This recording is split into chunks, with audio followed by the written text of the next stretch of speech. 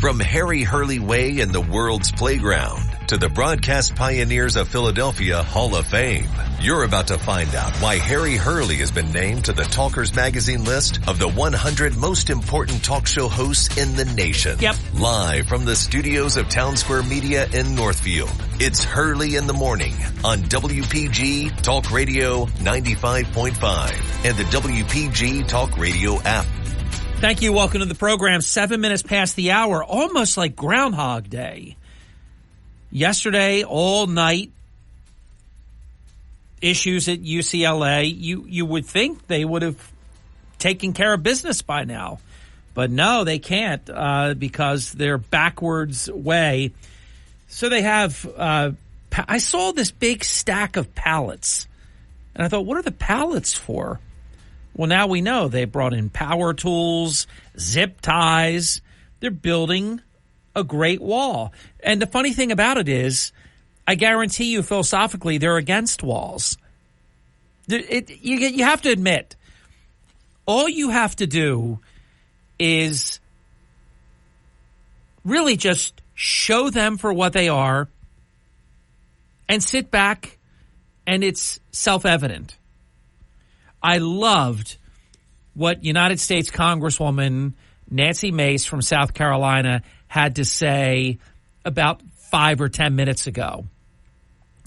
She talked about these terrorist-loving Jew haters. Great description. That's what you are. Terrorist-loving Jew haters. And she said if they don't like or love their country, take your crop tops and nose rings and go to Hamas. And then she described, and with your pronouns, and go to Hamas, and they'll show you, before you can even say who you are and what you're for and all of this, they'll show you exactly what's up. And she said, and she's right, and I have said this is Joe Biden's America. They created it, and they have to own it. Now, you please believe me when I tell you, if Donald Trump was the president of the United States right now, and all these things were happening at colleges all over the country, University of Wisconsin, we know Columbia University, College University, Dartmouth, Portland State University. They're occupying the library there. And you know what they do? Instead of just going in there and kicking their asses and locking them up, instead they negotiate with them. If you come out now, there'll be no charges. If you come out now, you won't lose any privileges. If you come out now, you can walk and graduate. If you come out now, we'll give you cookies and milk. That's the only one that I made up. All the other ones, these students are negotiating, and they have demand lists. The demand list at UCLA, they want zip ties. Yeah, right. We're gonna make that deal. Yeah, here come your zip ties, you jackass. I have to say, and I watched a lot of it, and I was pleasantly surprised. It was sort of Back to the Future. Because other than Newsmax, you really don't see.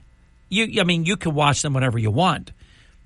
Because President Trump, if you're on, you should get on the contact list, because you'll get notices that President Trump is about to go on stage, and you can really keep on top of that. I get a message anytime he is about to come out to speak anywhere. But yesterday was a great example of what President Trump can do when he's not forced to be captive in a bogus New York City fake trial. 2 rallies. I had to have watched at least. Now I was writing at the time. What a busy day we had. I mean, even before we signed off,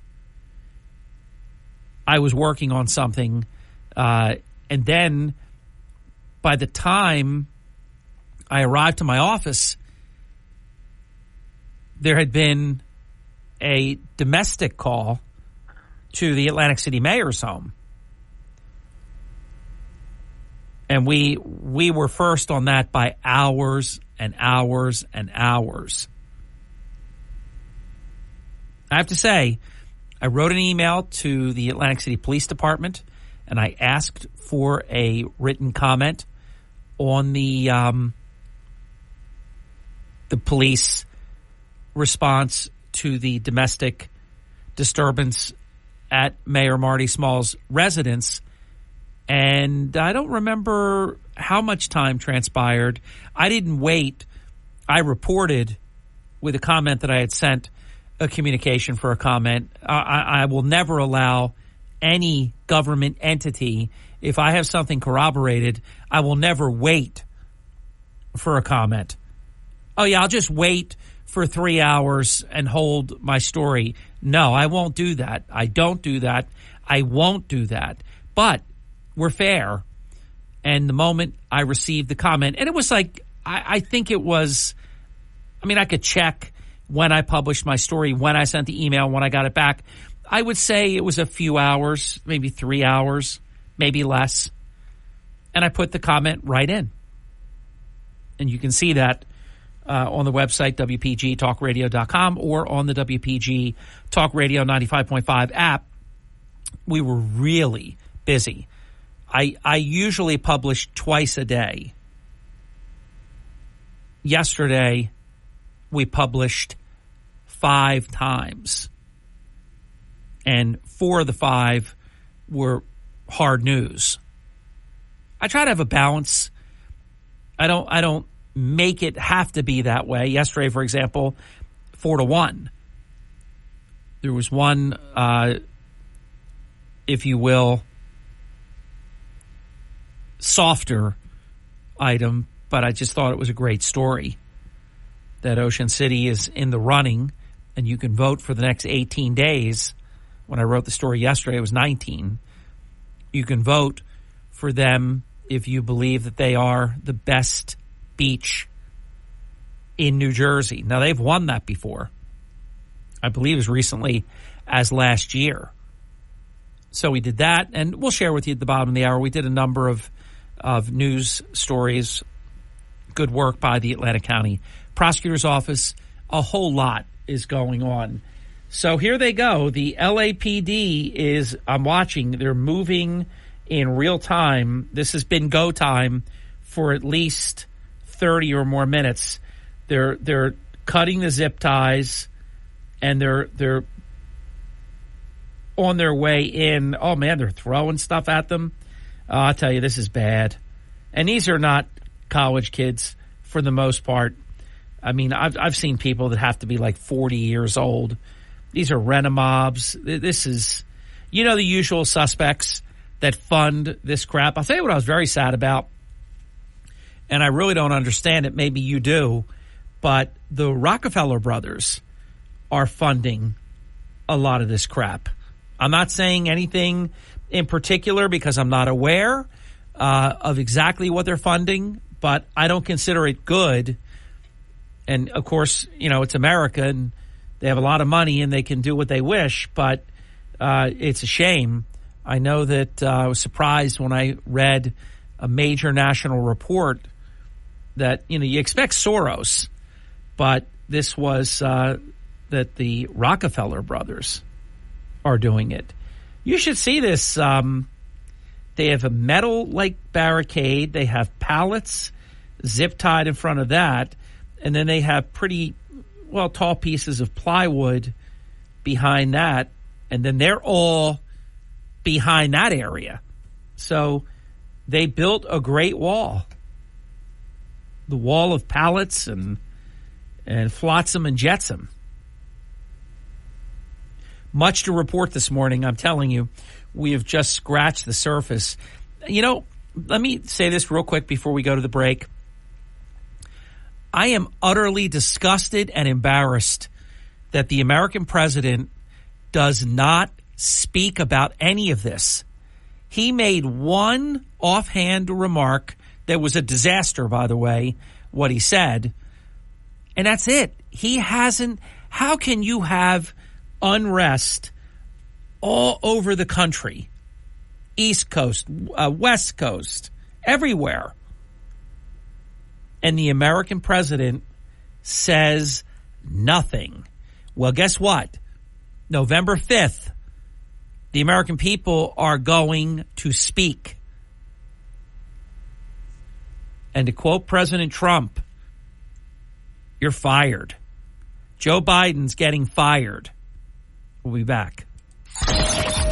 You're waking up with Hurley in the morning. Ocean City, Cape May, Egg Harbor Township, Goshen. WPG Talk Radio 95.5, South Jersey's talk station. Fox News commentary. Governor DeSantis announces Freedom Month in Florida. If you're wondering why Americans keep voting with their feet, here's another reason. I'm Tommy Lahren. More next.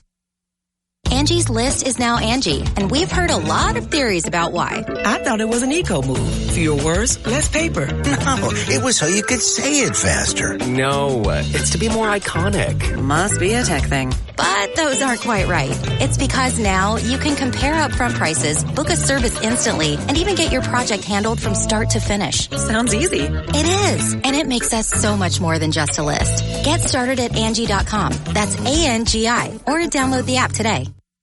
According to a declaration made this week by Florida Governor DeSantis, the month of July will now be Freedom Month. Starting July 1st in Florida, things like fishing, camping, pool, and other outdoor supplies like sunscreen, bug spray, and charcoal for grilling will be tax-free. Boating and water activities will also fall under this Freedom Sales Tax Holiday Initiative. Governor DeSantis said he wants people to go out and enjoy the summer season, and with this tax relief, more will be able to do just that. While blue states tax their residents up to their eyeballs and bury good people under red tape and regulations, states like Florida are doing the opposite. Is it really a wonder people are flocking to free states? You can be taxed to death to live in filth, crime, and squalor, or you can move to a state with law, order, liberty, and decency. I can't imagine an easier decision in the history of decisions. I'm Tommy Lahren, and you can watch my show, Tommy Lahren is Fearless, at Outkick.com. Starting your day the right way with Hurley in the morning on South Jersey's talk station, WPG Talk Radio 95.5.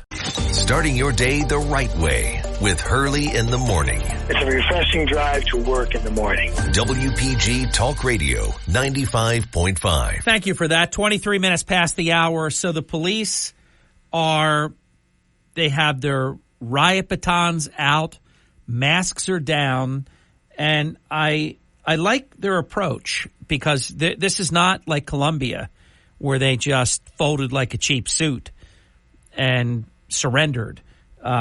This group at UCLA is pretty hardcore. They're resisting.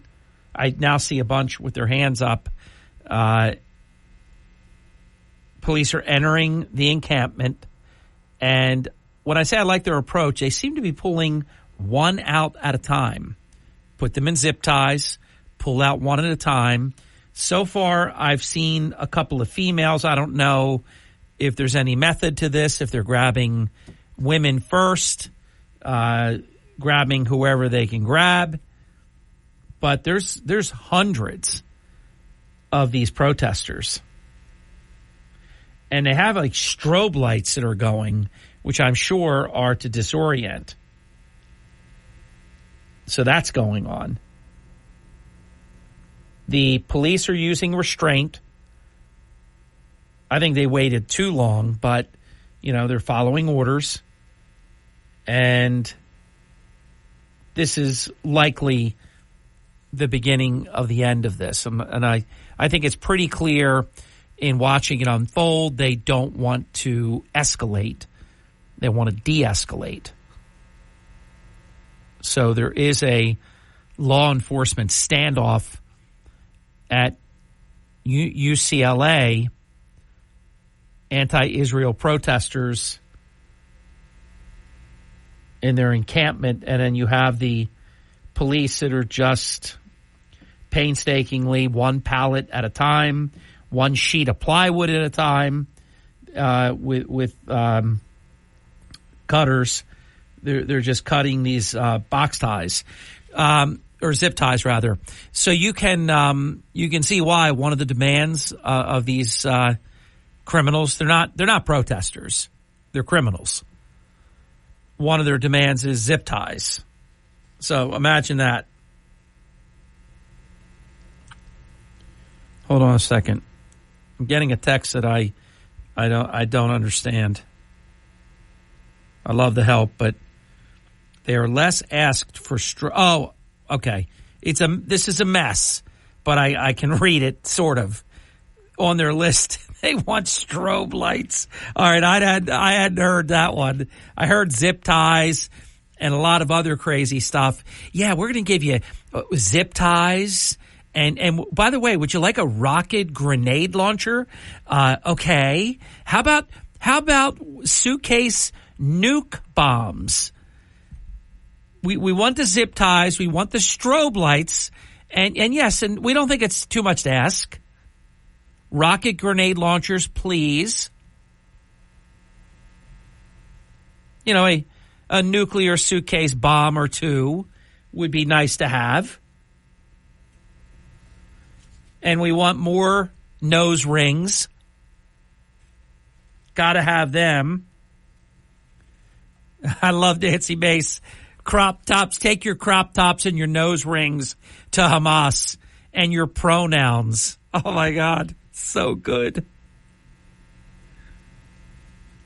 So there they go. They are united, they say. I mean, I'm looking at people that are like 40 and 50 years old, some of them. Oh, boy, there we go. Somebody is setting off some kind of smoke bomb. I don't know if that is... You know what's interesting is sometimes police actually throw strobe lights at a scene to disorient and then smoke. But these kids had the strobe lights, I think. And I think it is true because they're asking for more. And now I see a bunch of smoke. I don't know if the smoke is the police or if it's the protesters. But the second night in a row that all night, when I get up at 2 o'clock, just like yesterday, it's all going on. And boy, I'll tell you, in California, they're wacky. They move really slow. It was like 3 hours yesterday before the police arrived on campus. 3 hours.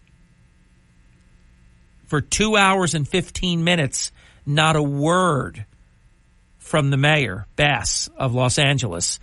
And still not a word from Gavin Newsom.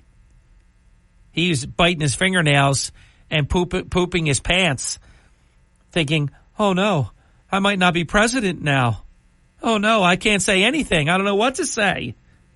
I'll go get a haircut. By the way, can I just say this? I think his hair looks like crap. I keep hearing these people, oh, he's got great hair. Really? Boy, you don't have high standards. Man, you should see these. They have like fire extinguishers and all kinds of stuff. It's kind of interesting. Wait a minute now. Yeah, it's a woman.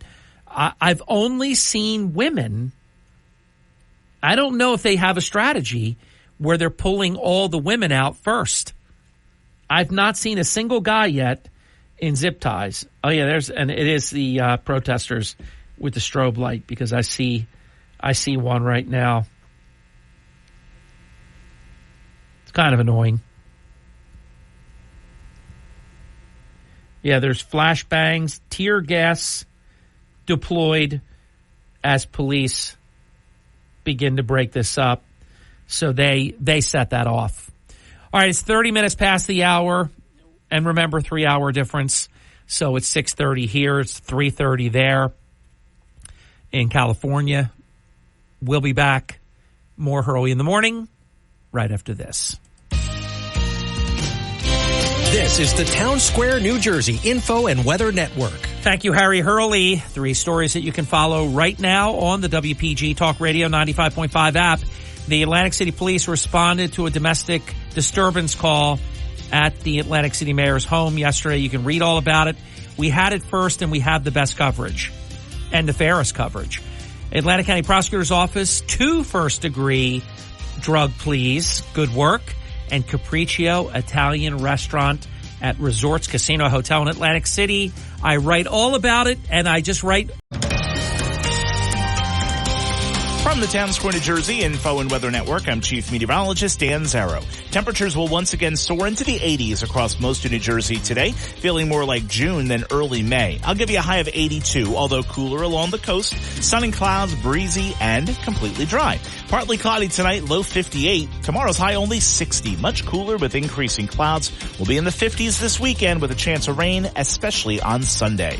Get weather 24/7 wherever you are. Download our free mobile app today. You're waking up with Hurley in the morning on South Jersey's talk station, WPG Talk Radio 95.5 and the WPG Talk Radio app. Hurley in the morning. They stick to the facts. WPG Talk Radio 95.5. If you're just waking up, this standoff at the UCLA, what they're calling encampment, Students for Justice for Palestine, but a lot of them, if not most of them, are not even students. And there was a fascinating discussion going on that I listened to during the break. A law student from UCLA who was really very informative about everything from, they're getting their food from Costco to all kinds of stuff. And what I think is interesting, on their demands, they want zip ties. On their demands, they want mace. I mean, go on. Well, they're getting zip ties one at a time. They're getting mace. The LA Police Department is firing their balls, non-lethal, but they're pepper spray, and you fire them into a crowd. And then everybody just, eyes are watering and, you're choking on it. It doesn't kill you, but it agitates you very, very much. But I'll tell you, there's a lot of people going to be arrested today. This is not like what happened at Columbia University. They were meek. They just surrendered. These people are fighting. They're throwing stuff. They're shooting, what are they called? Smoked fire extinguishers in the face of police officers. I mean, these are serious charges. And, they talk to these people in the media, and they all say the same thing. Well, I'll be out of jail within 24 hours. This is Biden and the Socialist Democrat, the pro-Hamas terrorist Democrats in America. This is the America that you have created. Wow. This is crazy right now. I think they're doing a great job. I didn't mention yet, it is multi-jurisdictional. You've got the L.A. police. You have sheriff officers. You got a bunch, at least 3 different law enforcement. UCLA faculty and staff, we stand with our students. Well, the protesters have that banner. I'll tell you, this is so obviously coordinated. Hey, there's the first male, and what a scumbag he looks like. An unkept bum. That's the first male that I've seen in zip ties. Every single one thus far has been a female that I have seen. It just struck me. When I saw the first female, I thought, that didn't mean anything to me. Good. You're getting locked up. Then I saw next one female, next one female, next one female. And it wound up being like 5 or 6 in a row. And I thought maybe they're pulling out females first. But I just did see the first loser male. More smoke, more strobe lights, Palestinian flags. God. Just imagine, you losers. Imagine if they did this in another country. How dead they would be. There wouldn't be any hours-long encampments and standoffs and things like that. They would just be absolutely mowed down. You'd look at it and say, hey, what's that? There'd be nothing left. Another mail.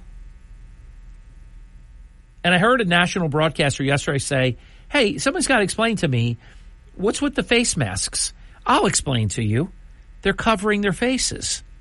They're not, it's not COVID-19. It's not that. They're covering their faces. They don't want to be seen. That's what the face masks are. A lot of pallets, a lot of plywood, a lot going on. And it is disgraceful. And our president is asleep right now, guaranteed for the second night in a row. I mean, I couldn't sleep. And I'm not the president. And he doesn't say anything. And the media doesn't. He should be getting crushed right now for a lack of leadership.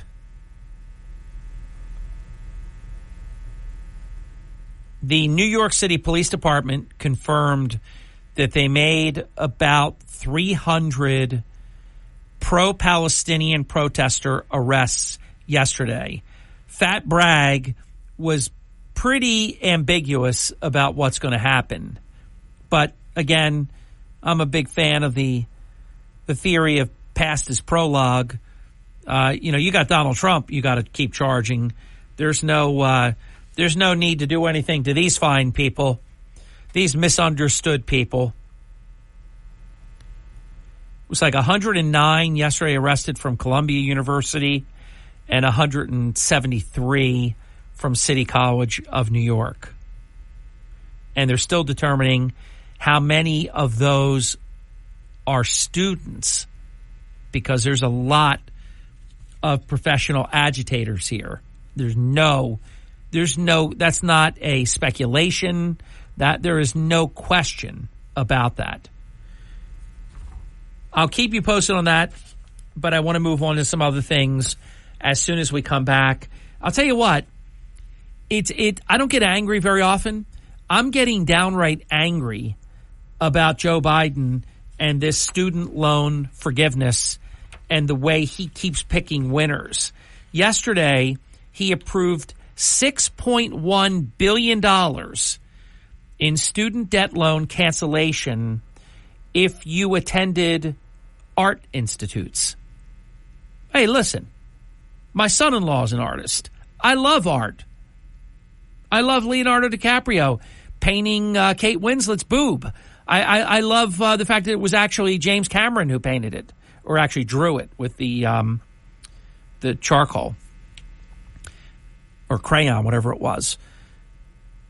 I love art, but what is this? I'm sick of this. I'm sick of being sick of this. Boy, I'm telling you, if I had like the power of Barbara Eden, Jeannie Nelson, or Gazoo on the Flintstones, and if I could just I wish today was November 5th. With the mood exactly as it is, I would love today to be November 5th. I am not looking forward to the next 6 months of fabrication, absolute lies, and the crap that we're all going to have to live through. I wish I could take that weight from you. 45 minutes past the hour. Do not, by any means, try this at home. Leave it to me, your trained broadcasting specialist. Fastly approaching the completion of year 32 together. How did this happen? I remember I was in about my third month, maybe even, not even. Oh, you can't do what he does and be around for very long.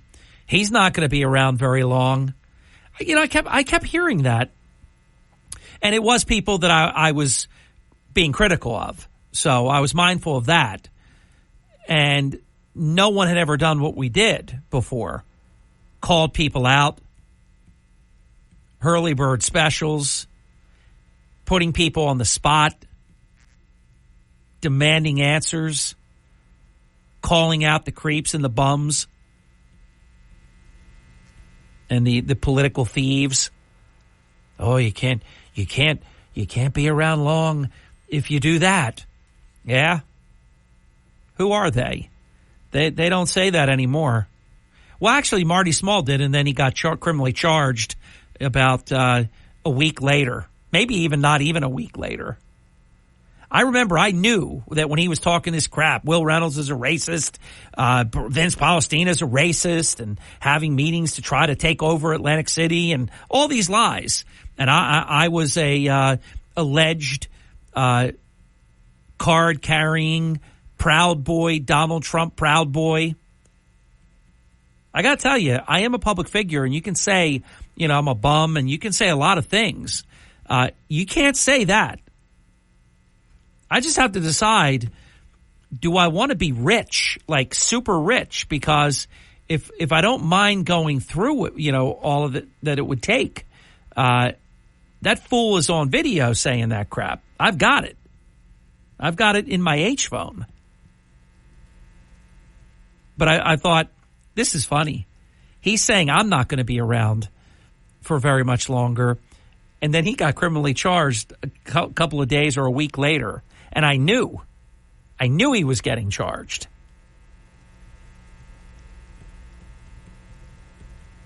The truth in broadcasting. Some like it, some don't. I've always said if you don't like it, you're part of the problem. Because all we're doing, we commend those who do good, we expose those who do bad. You should be for both. You're listening to Hurley in the Morning. Established, reputable. Yep. WPG Talk Radio. That's right. 95.5. Listen at home or in the office on your smart speaker. Just say, play WPG. Hurley in the Morning. Harry Hurley is the only person that can make sense of what's happening in Atlantic City. On WPG Talk Radio 95.5. You said it. So they're actually firing something at the SWAT teams, and they don't quite know what it is. I mean, for example, they know that they're shooting basically cayenne pepper, and that disorients and makes uncomfortable and, really is very effective. So they know what they're firing. It's non-lethal. It's unpleasant, but it's non-lethal, and it's, not anything. It's if you are inhaling it, I mean, obviously it burns and it's not pleasant at all, but they're firing stuff that you don't know what it is. I'm not saying it's poison, but boy, I'll tell you, they're going to be, I want to say they're going to be in a lot of trouble, but of course we know that Democrat states, they wind up dropping charges, reducing them to very insignificant misdemeanors and things like that. So we'll wait and see, but I don't expect much from this ship of fools. So yesterday, President Joe Biden, and he's doing nothing more, nothing less than buying votes with our tax dollars. It's very disgusting. But he approved $6.1 billion. That's just the latest in student debt cancellation for 317,000 borrowers who attended the art institutes. How about that? So they just keep finding ways. They'll say, oh, you got cheated, we're going to pay it off. You got misled, we're going to pay it off. You have mountains of debt, and you don't have a career at the end of it. Hey, kids go to school and they major in the arts. And they do all these other cockamamie things that you get your degree and you come out and you're not qualified for anything.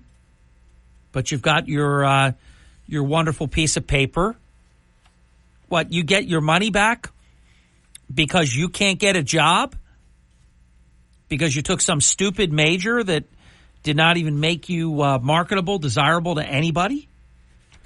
Your phone calls are going to be coming up in about 10 minutes, right after the top of the hour break at 609-407-1450 for the whole 7 o'clock hour. John Zarek at 8.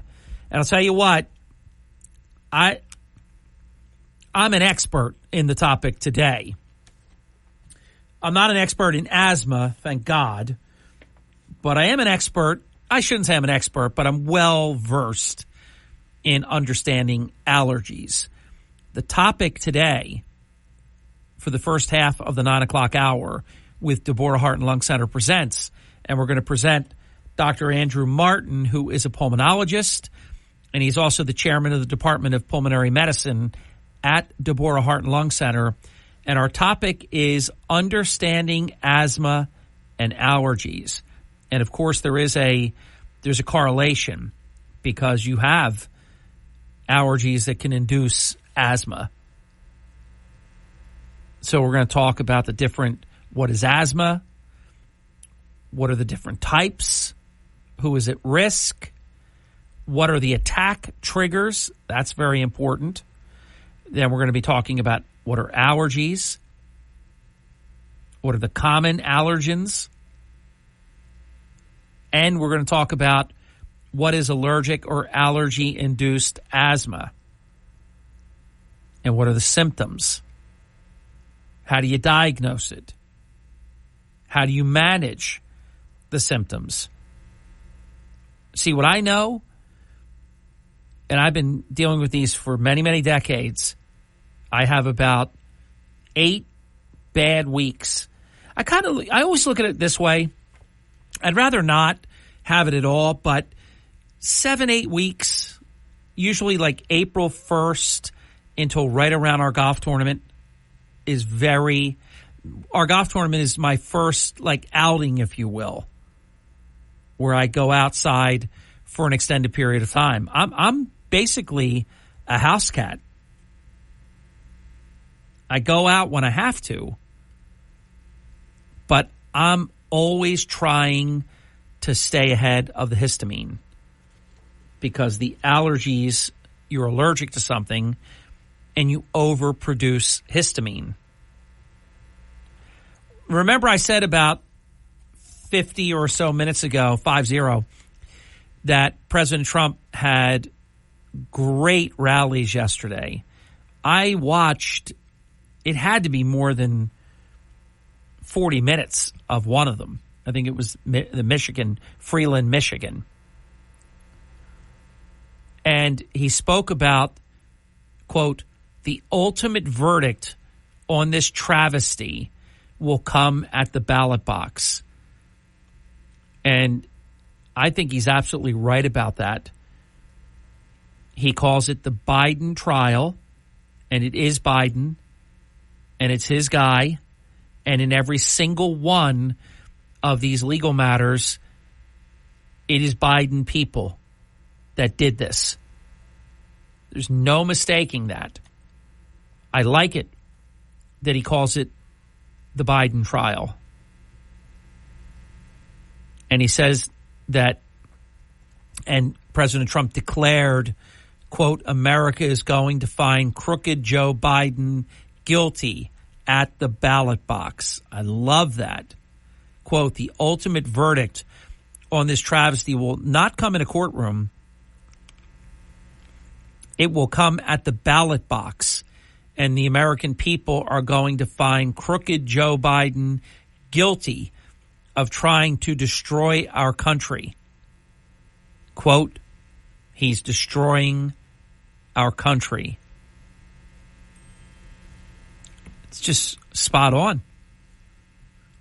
Quote, I have come here today from New York City where I'm being forced to sit for days on end in a kangaroo courtroom with a corrupt and conflicted judge enduring a Biden sideshow trial at the hands of a Marxist district attorney who's taking orders from the Biden administration.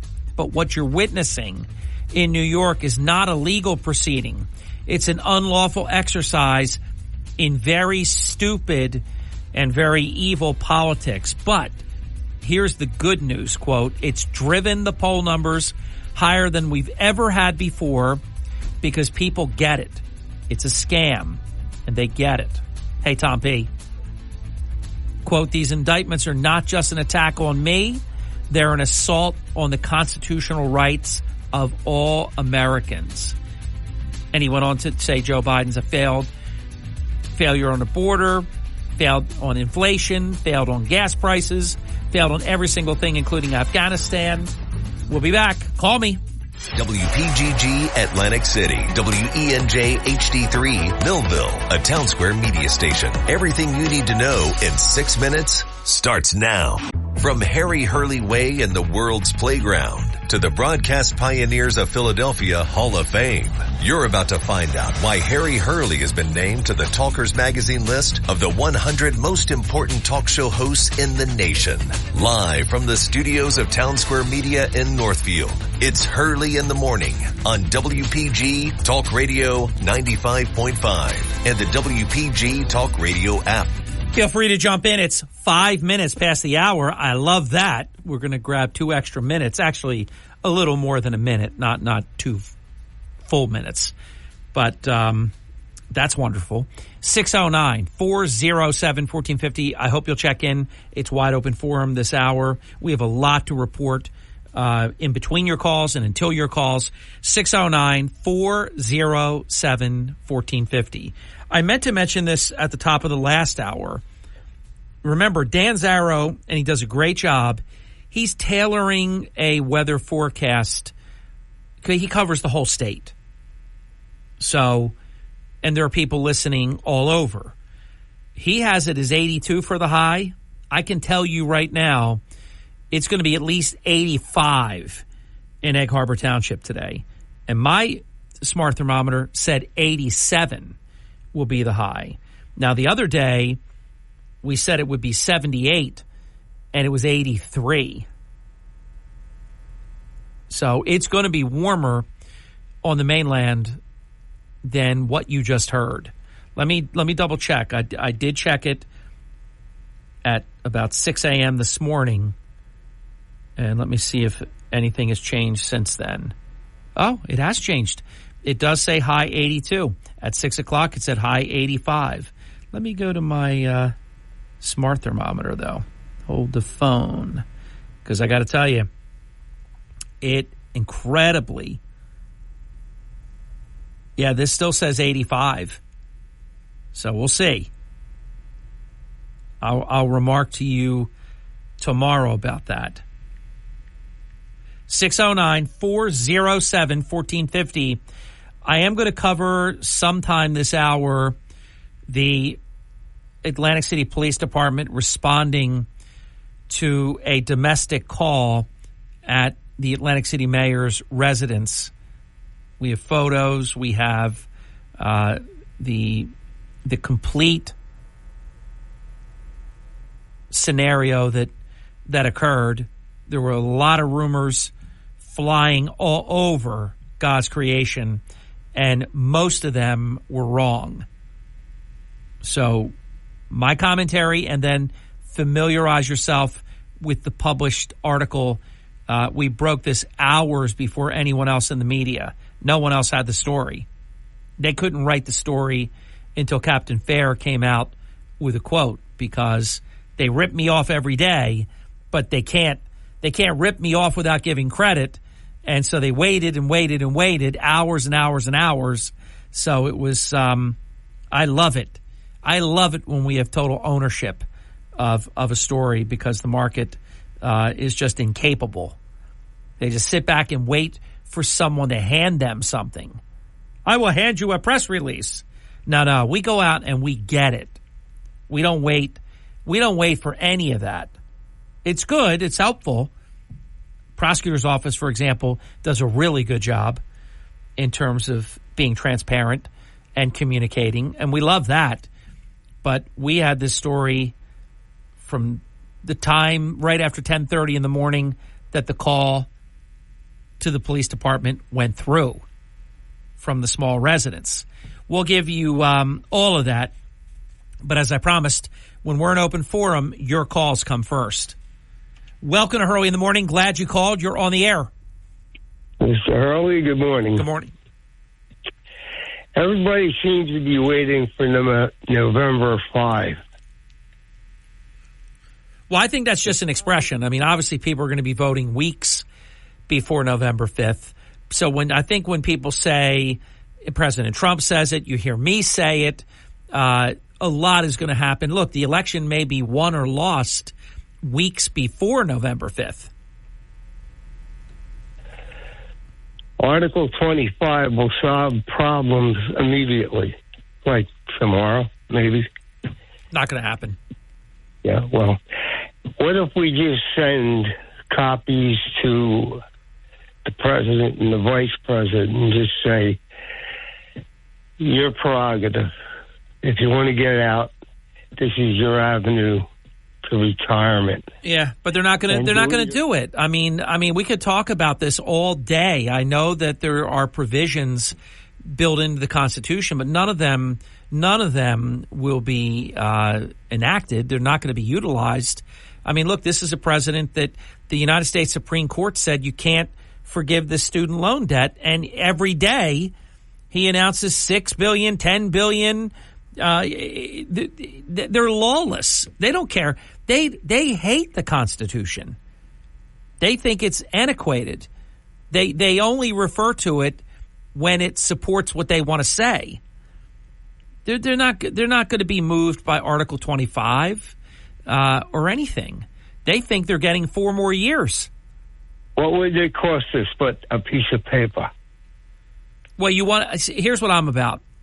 I'm not about doing exercises that have zero chance of success. Zero chance. Nothing's going to happen to Biden prior to the election other than the American people voting him out of office. And hopefully on the night of November 5th, we'll have a definitive result. We won't have to listen to these loons tell us, oh, we may not know for weeks, maybe months. That I'm not looking forward to. They would love to be able to save Joe Biden like that. But nothing is going to happen impeaching him, that he wouldn't be removed or any other provision. I mean, look, he's not. Everybody knows it. His staff knows it. That's why they don't let him take any questions. That's why he has no cards with his own name on them, so he doesn't forget that. And all the things that he should say, he reads from these no cards or a teleprompter. None of them, the cabinet's not going to say, hey, we have a president who is incompetent. We need to move. No, they love it the way that it is. They have more power because he's not with it.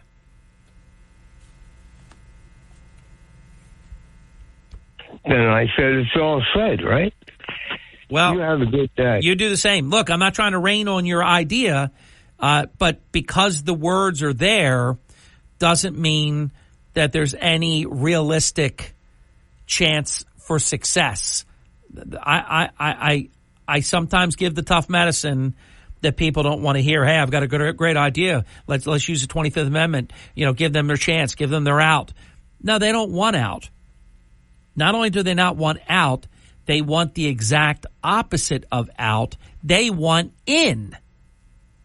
This guy wants to be president, and the people that are really running the show want him to be president in name only.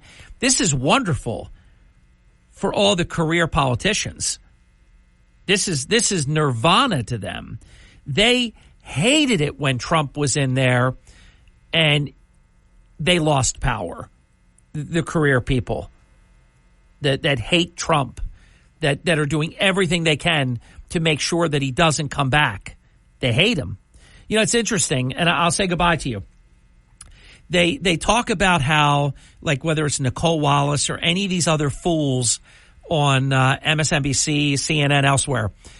Oh no, we may not exist. There may not be a White House Correspondents' Dinner next year if Trump is president. I may not be here next year at this time if Trump is president.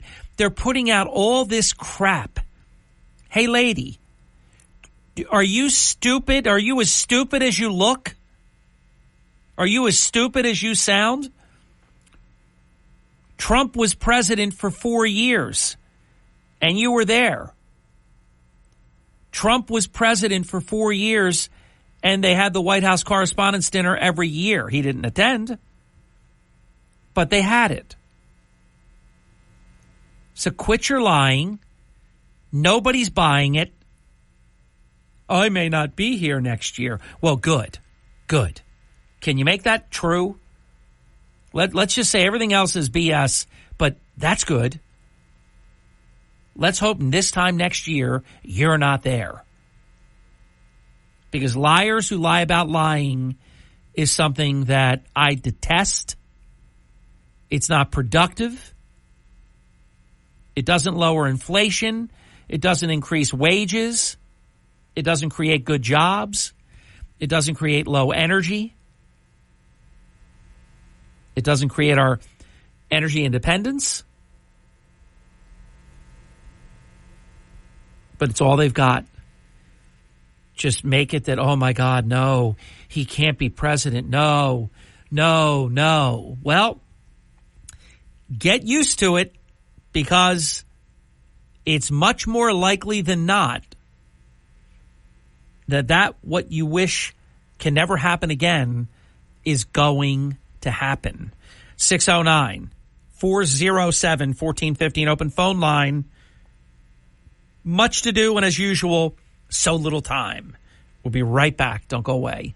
It's 16 minutes past the hour on the Hurley in the Morning program. 609-407-1450 phone lines. It's rare, but they're wide open, and I mean wide open. We'll be right back. Call me now. Hurley in the Morning. Not only the news, but perspective too. WPG Talk Radio 95.5. Turn up your radio. Here's the Sean Hannity Morning Minute. I got to start the show and tip my hat to New York and the NYPD. When I started Hannity last night, the police had already arrived on the campus of Columbia University. And right at the top of my show at 9 o'clock, they began getting into Hamilton Hall, which had been taken over, I guess, by the Hamas wing of students at Columbia, the radicals on campus there. Now, I know a lot of cop haters out there. You know, you're never going to praise the police. Of course, you don't. If there's one bad apple, one rotten cop, then that's all you hear about. It's reported on day after day after day after day after day. Check out the Sean Hannity radio show later today, right here. Getting quality employees to fill positions in your company is essential, but finding those people can be a major hassle, unless you use ZipRecruiter. ZipRecruiter makes finding quality people a breeze. And right now you can try it for free at ZipRecruiter.com/free. With ZipRecruiter, one click sends your job to hundreds of top job sites. But more than that, ZipRecruiter's advanced technology identifies the candidates with the skills you need, sends you a list of great matches to review, then actively invites them to apply for your job. And the results speak for themselves. 4 out of 5 employers who post on ZipRecruiter get a quality candidate within the first day. That's right, the first day. Now you can focus on your business and let ZipRecruiter do the work finding the best people for you. See for yourself. Experience the ease, efficiency, and power of ZipRecruiter for free. Just go to ZipRecruiter.com/free. That's ZipRecruiter.com/free. ZipRecruiter.com/free.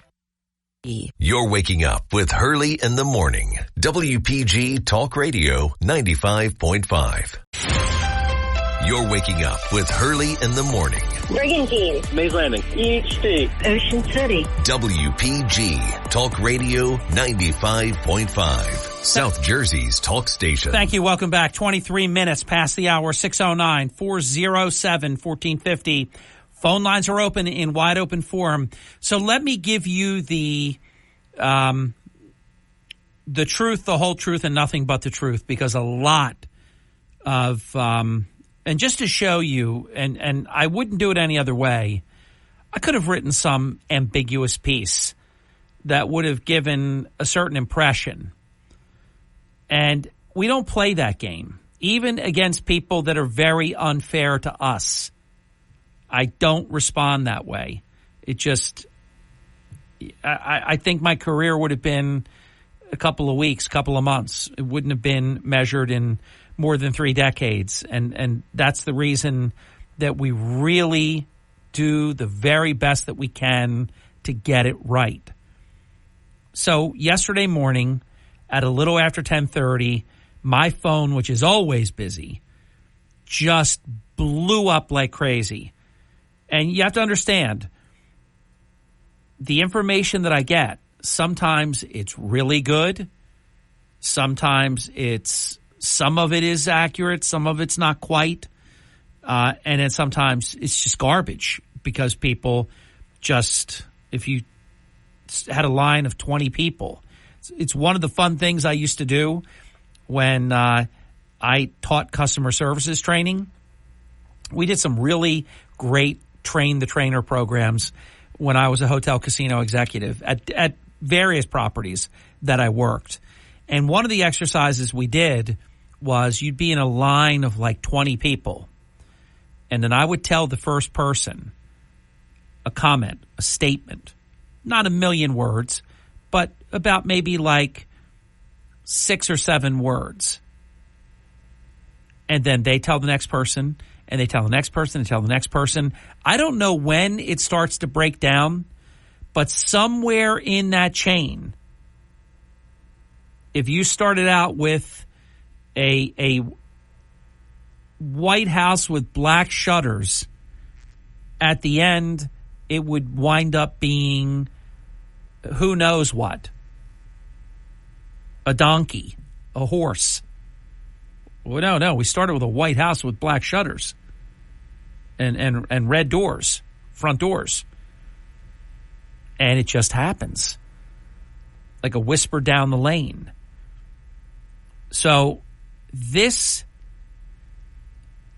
issue of the Atlantic City Police Department responding to a domestic disturbance at the Marty Small home. I mean, if you paid to try to get the word out, you couldn't do any better. Well, I shouldn't say that, because what was being talked about was somewhat inaccurate. In other words, who called the police and what was it all about?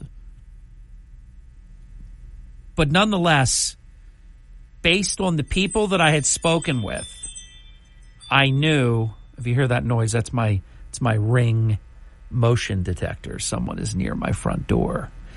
So anyhow, I knew something happened, is what I'm trying to say. And then it was a matter of going to work and getting the story.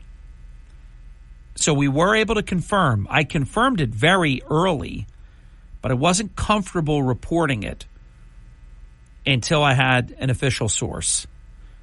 We have confirmed that yesterday, which was Wednesday, May 1st, that at approximately 10:30 a.m., it was a little after 10:30 a.m., the Atlantic City, New Jersey Police Department responded to a telephone call placed from the Marty Small residence regarding a domestic disturbance that was in progress.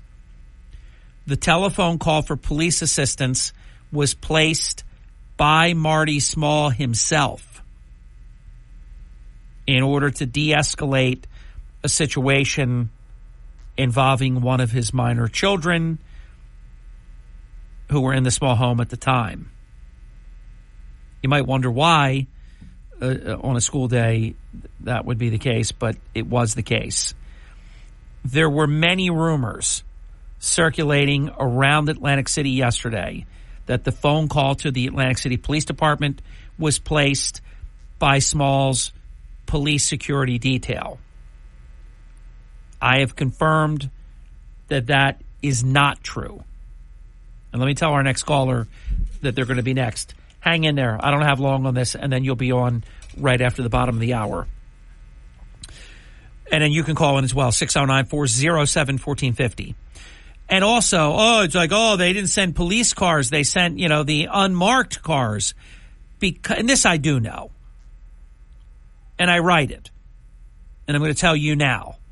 Because of the domestic disturbance involved, the mayor's residence, the call to the Small residence was handled by Atlantic City Police Department superior officers. They just didn't send police cruisers. They sent superior officers in unmarked black SUVs, and we have a photo of the SUVs in front of the Small home embedded in my article. The Atlantic County Prosecutor's Office criminally charged both Marty and LaQuetta Small on April 15 of this year, with Marty with second-degree endangering the welfare of a child, third-degree aggravated assault, third-degree terroristic threats, disorderly person, simple assault. LaQuetta Small is criminally charged with second-degree endangering the welfare of a child and 3 separate counts of disorderly persons, simple assault. Marty and LaQuetta Small's first court appearance will be on Wednesday, May 15. I'm assuming they're going to do what Constance Days Chapman did. They'll waive their first court appearance because otherwise you got to be in court and people are going to take pictures. And, so you try to delay the bad news as long as you can. We sent a written request to the Atlantic City Police Department yesterday for a public comment. We knew it. We had our story. We knew it. But in fairness, we wanted to get a comment from the police department. And Captain Fair was very cooperative and responded to my email. And he wrote the following. On May 1st, Kevin Fair is the public information officer. And he holds another operational title. And forgive me, I forget what it is. But beyond just PIO, he does have another functioning title as well. On May 1st, 2024, City of Atlantic City Mayor Marty Small Sr. requested a police response to his residence regarding a family dispute. So that corroborates that I was right, because a lot of people were rumoring that the police detail called the Atlantic City Police Department. That's not true. Small called himself. Officers responded and spoke with all parties on scene. Officers determined that the incident was not criminal in nature and no further action was necessary, wrote Fair to me. That's the end of our report. And you are now up to date on why the Atlantic City Police Department responded to a domestic disturbance call at the home of the mayor, Marty Small. Now, obviously, whether anything rose to criminal behavior or not, I'm not even going to get into whether they caught a break or anything. I mean, Small called himself. And obviously he knows he's in a tight spot. So, he did the right thing, I'm sure. But although the Atlantic City Police Department determined that nothing rose to the level of a criminal offense, obviously it's a mess to have the criminal charges, then a short 2 weeks later, a little over 2 weeks later, whatever it's been, almost maybe 2 weeks to the day, actually, and then have, a domestic disturbance. I mean, it's terrible. We'll be back. Your calls are next on the Hurley in the Morning program. This is the Town Square, New Jersey Info and Weather Network. It is 32 minutes past the hour. Harry Hurley, 3 stories that you can follow right now on the WPG Talk Radio 95.5 app. We broke it, and we just told you about it. The Atlantic City Police and the response yesterday to the mayor's home, a domestic disturbance. Atlanta County Prosecutor's Office obtained first-degree drug pleadings from 2 individuals. Big day for them, meaning the ACPO and Capriccio Italian Restaurant. I write about it. From the Town Square, New Jersey Info and Weather Network, I'm Chief Meteorologist Dan Zarrow. Mainly clear skies and temperatures in the 50s to start the day across South Jersey. It is going to be very warm today. High of 82. Cooler along the immediate coast, of course. Look for a mix of sun and clouds, breezy conditions, and dry weather from start to finish. Tonight, partly cloudy, low of 58, and tomorrow's high only 60. Much cooler with increasing clouds. Get weather 24/7 wherever you are. Download our free mobile app today. You know, as a contract, WPG Talk Radio 95.5. For complete contest rules, visit WPGTalkRadio.com.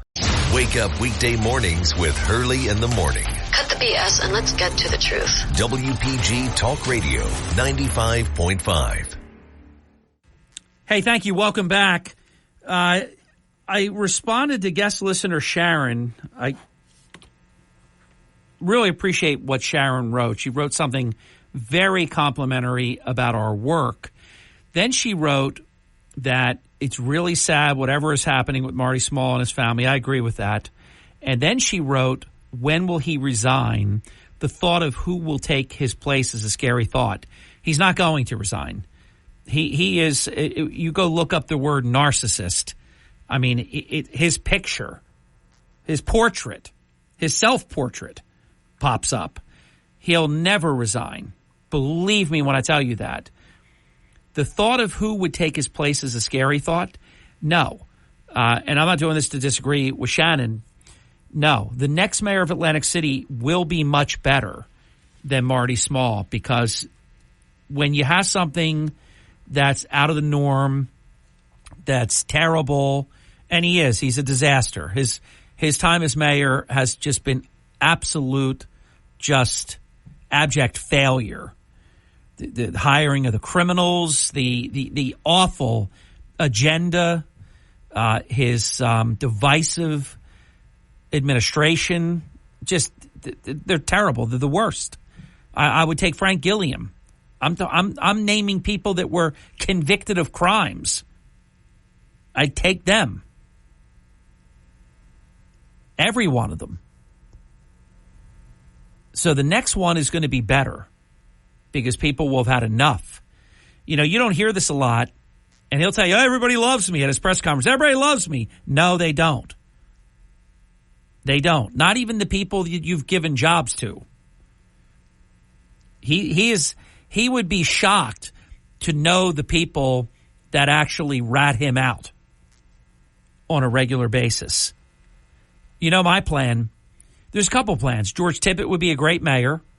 I think Don Guardian should wrestle with the fact that being one of one is better than being one of 80, and he should run and would just nail it. He would just go right in there and do such a great job. I'd love to see that. And I love the job he's doing in the New Jersey General Assembly, but no offense, the Republican bench strength is very deep. There are a lot of people that could jump in and be an assembly person, but there aren't that many people that could win and become the next mayor of Atlantic City. So again, if Harry Hurley, life coach, was allowed to exist, that's what I would tell Don Guardian. It would be an unselfish move, because it's a tough campaign, you know, the Democratic nomination and all that, you know, that somebody would get, and the registration advantage of Democrats versus Republicans. But Atlantic City right now, they know a freak show when they see it. And next year, the time should be ripe. What's going to be hilarious is when the criminal charges aren't even decided, Small is running for re-election, and Mike Suleiman gives him the line after he wrote all that crap about people like Morshed that did no big deal. It's not good what he did. Don't get me wrong. But not end of the world like what Suleiman wrote.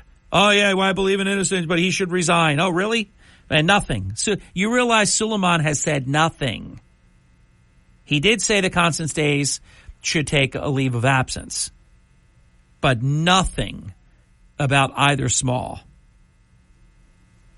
And the reason is he can't be Democratic chairman without the votes of Atlantic City. So if you notice, he's quieter than he's ever been because he's now paralyzed. He can't say anything about anything because he would be a joke.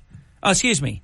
We're still waiting for your first comment on the multiple criminal charges of child abuse of the mayor of Atlantic City where you've said nothing. But you want us to listen to you? You know what he is now? He's like the parents on Charlie Brown, Peanuts. Wah, wah, wah. You see like some big hand or something, or they show like the leg of an adult walk by. You're not even there. Nobody hears you. Wah, wah, wah. Wah, wah, wah, wah, wah, wah, wah. Nothing is said because all credibility is shot. 609-407-1450, an open phone line. Welcome to Hurley in the Morning. You're on the air. Good morning, Harry. It's a great day in the city of Brigantine. That is excellent to know. It is. Marty Small should heed the words of that old black spiritual by the OJs.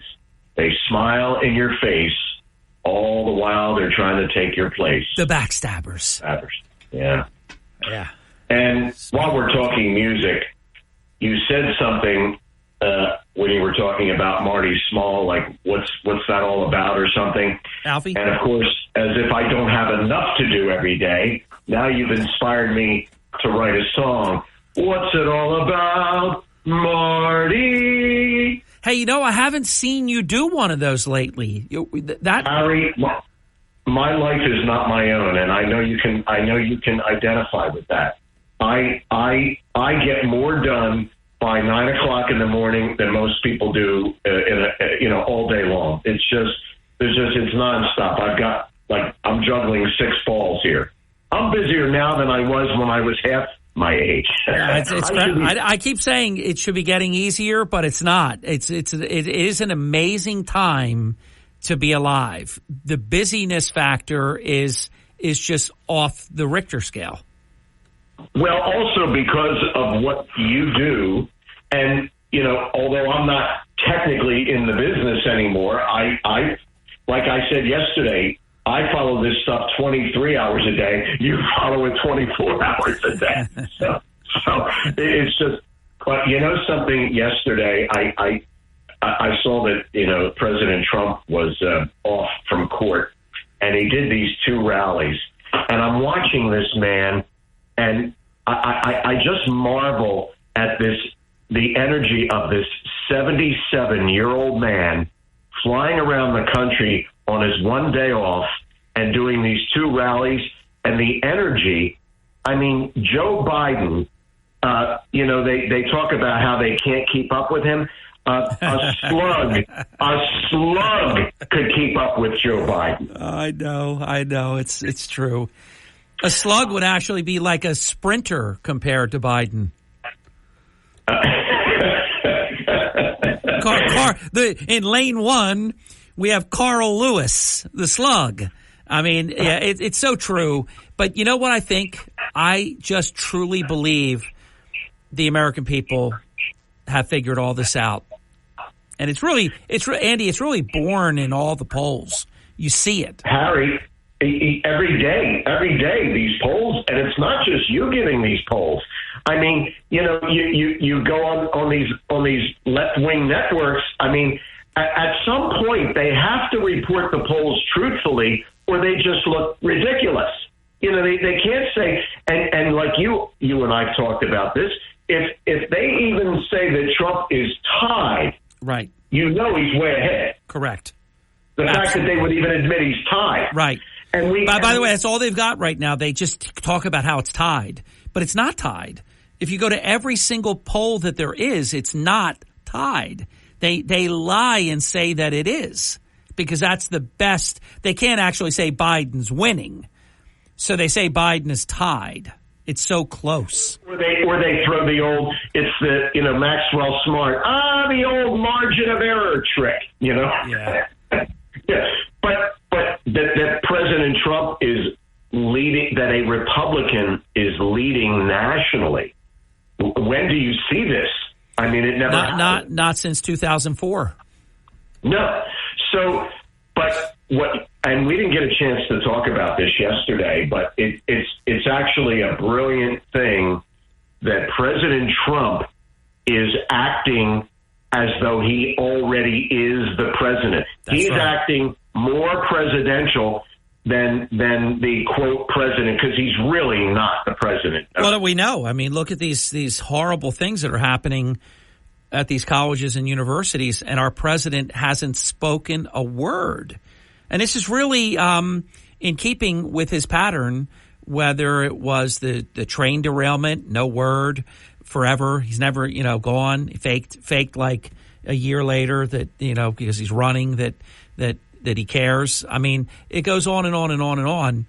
I want Trump to even go further. Name the VP even before the convention. Name your cabinet. Send them around the country. Shadow presidency begins now.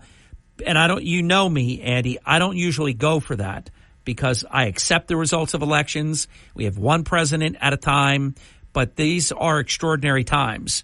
There's never been anything like this president that we have now that's not really the president, that other people are running the show and trying to fake the country out. Trump ought to just take it now. And then it becomes self-evident. I just think it would be incredibly effective. It would drive the Democrats and the Democrat media. I know I just said something very redundant. And it would be a winning, I think, strategy. So, Harry, let's carry it to the nth degree. So let's say President Trump picks his Secretary of State. Every time the person, whoever it is, every day, whenever some event, something happens in the world, that person should say, now, as Secretary of State, I would do X, Y, and Z, and this is how I would do it. Okay? Yeah, or if you picked Pompeo, he gets to say, when I was Secretary of State, and look forward to being, again, this is what I did. This is why Afghanistan didn't blow up when I was CIA director or Secretary of State. This is why Russia did not invade Ukraine. This is why Hamas did not invade an attack through a terrorist attack Israel. I mean, I think it will be so incredibly effective because absent this administration failure to lead, then another thing it would do, just like when Trump was all over the place, Biden started faking like, hey, I'm in Pennsylvania. Look at me. I'm Scranton Joe, and all this. I'm in an ice cream store. I'm going to buy ice cream for everyone. Like I told you, if you ever watch the movie Liar, Liar, I think it is, Jim Carrey, and I forget Maura Tierney. I don't know why I remembered it. Maura Tierney, and there's a little boy, and there's this thing called the mandible claw, and Jim Carrey's really good at it. And the child reacts and loves them, and it's affectionate, and it's cool. This other guy, who's going to be the stepdad, tries to do the fake mandible claw.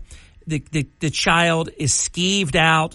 It's horrible. So Trump buys Chick-fil-A and milkshakes for everybody. And by the way, Chick-fil-A milkshakes, Andy, if you've never had one, please have one, and then we'll talk about it. They're next level great. So Trump does that. And here's Biden. Isn't that where I order? Do you remember when he was all confused? And they're telling him almost like the feeble, decrepit. Oh, no, we'll get there. Don't worry. But isn't that where I get the ice cream? Isn't that where I order? Do you remember Biden doing that? Oh yeah, he just turned his head and started to walk away. Right. Isn't that because he saw ice cream scooper, Andy? Isn't that where I order the ice cream? I mean, it is so sad. So he attempted, like the mandible claw, he attempted to be Trump, and he was cartoonish and ridiculous. So the point I'm making, a little clumsily, is if Trump and all the Trumpettes and Trumpians all just are sent out around the country, and I would do it soon, because this trial is going to be another month at least, and it might even be 6 weeks more. If this Merchan can keep it going, they love Trump, and by then, you're talking about a lot of the election is over by that point. Just send them out all over the place, and then it will make Biden have to speak more. And Andy, here's where you come in. If you make Biden speak more, what's going to happen? So, as Barack Hussein Obama said, if you want to let ignorant folks prove their ignorance, you really don't have to do anything. You just let them talk. Precisely. So Biden will have to speak more, and he can't help it. He is Norm Crosby, the king of the malaprop. That statement is in honor of you, because I know you love that kind of throwback stuff, and I do too. It would be great. Biden will speak more, and it can't be helped. We can promise it like a math equation. He will make crazy misstatements like, my uncle got eaten by cannibals and I used to drive 18-wheelers. He'll be doing it every day. Exactly. Imagine you pick an energy secretary and you send that person out and they talk about drill, baby, drill. And they talk about getting rid of these damned electric cars that aren't really electric. They're powered by coal, which you have to burn to make the electric to charge the car. Which Biden just signed on that we're going to ban all coal by 2035. Yeah. And did you hear, you mentioned Biden forgiving the loans for people who go to art school? Yes. Did you also hear that Joe Biden and again, this is not Joe Biden coming up with this stuff. You just talked about the man who's distracted by an ice cream cone. Yeah. Do you really think he's coming up with these deep thoughts? No. Yesterday, Biden's now talking about lessening the criminality or lessening the taking marijuana from class 1 to a lower level. Yes. Yes. So now let's get the next generation of Americans on marijuana, which, as you know, over time, it just robs a person of any gumption, as my dad used to say. Andy, I've got to jump in. I kept you a really long time. You know that, and I want to keep you longer. I've got to get the last break in. I'm running out of time. I got to do it right now. I know what you're saying, and I agree with what you're saying. And it is a part of buying votes as well. Let's not forget that. Decriminalize, then classify it as no problem. Then you expunge all the convictions and you pay off their loans. I mean, he's trying to buy votes. We'll be back. Wake up weekday mornings with Hurley in the Morning. This is the stuff we need to talk about. WPG Talk Radio 95.5. You're listening to Hurley in the Morning on South Jersey's talk station, WPG Talk Radio 95.5 and the WPG Talk Radio app. Hurley in the Morning. We need proper representation. WPG Talk Radio 95.5. It is 58 minutes past the hour. Andy, I gave myself about 40 seconds budge time there. I didn't want to jump on you so quickly, but I had to. We had to jump out. This portion of Hurley in the Morning brought to us in part by Congress Hall, presidents, musicians, artists, dignitaries, esteemed guests for more than 200 years. Wow. Congress Hall stands alone in Cape May, an icon of relaxed elegance, warm hospitality that has welcomed generations of travelers since 1816. Classic American charm. The moment you walk through the door, from the marble-floored lobby to the American flags that line what's called History Hallway. And I'm telling you, you got to go down there and just look at the history on the walls. It's just amazing. Spacious ocean view guest rooms and suites. An overnight stay at Congress Hall. Margie calls one night at Congress Hall like a vacation. You're stepping into your own little cottage by the sea, paired with amenities of a world-class resort, healthy indulgences at Congress Hall Sea Spa, which if you walk in the front door, you go to the right, straight down all the way, and you'll run right into the Sea Spa. Of course, there's the Blue Pig Tavern, which is great, the Brown Room Lounge, pizzas and more in the Boiler Room, dancing as well. Congress Hall has it all, and spring midweek stays means lighter crowds and great rates. Book your stay at caperesorts.com/Congress Hall. WPGG Atlantic City, WENJ HD3 Millville, a Town Square media station. Everything you need to know in 6 minutes starts now. From Harry Hurley Way in the world's playground to the broadcast pioneers of Philadelphia Hall of Fame, you're about to find out why Harry Hurley has been named to the Talkers Magazine list of the 100 most important talk show hosts in the nation. Live from the studios of Town Square Media in Northfield, it's Hurley in the Morning on WPG Talk Radio 95.5 and the WPG Talk Radio app. Thank you. Welcome back. It's 6 minutes past the hour. John Zarek is here, and this is John's weekly program, presented and sponsored by the law offices of John Zarek every Thursday morning in the 8 o'clock hour. John is the official and exclusive lead counsel for criminal defense matters for the Hurley in the Morning program. The law offices of John Zarek, they focus their efforts entirely on criminal defense law. It is what they do. I'm not comparing to anybody else, but sometimes, there are firms that do like everything, all kinds of things. The law office of John Zarek, they focus their efforts on only criminal defense law matters. Their goal is to provide you and yours with the very best legal defense. Simply call 609-641-2266 or visit John on the web at johnzarek.com. Counselor, good morning. Good morning, Harry. So good to be with you, John. Yeah, it's good to be here. Love it. I'm always jealous of you. Get to do it about 40 hours a week. I know. I get my little hour or two here and there. Well, you do well, and glad to have you. What's on your Blue Plate special? Well, I wanted to talk a little bit about law, since it is Smart Law with John Zarek. So, I just wanted to talk about what I see out there, what things are developing.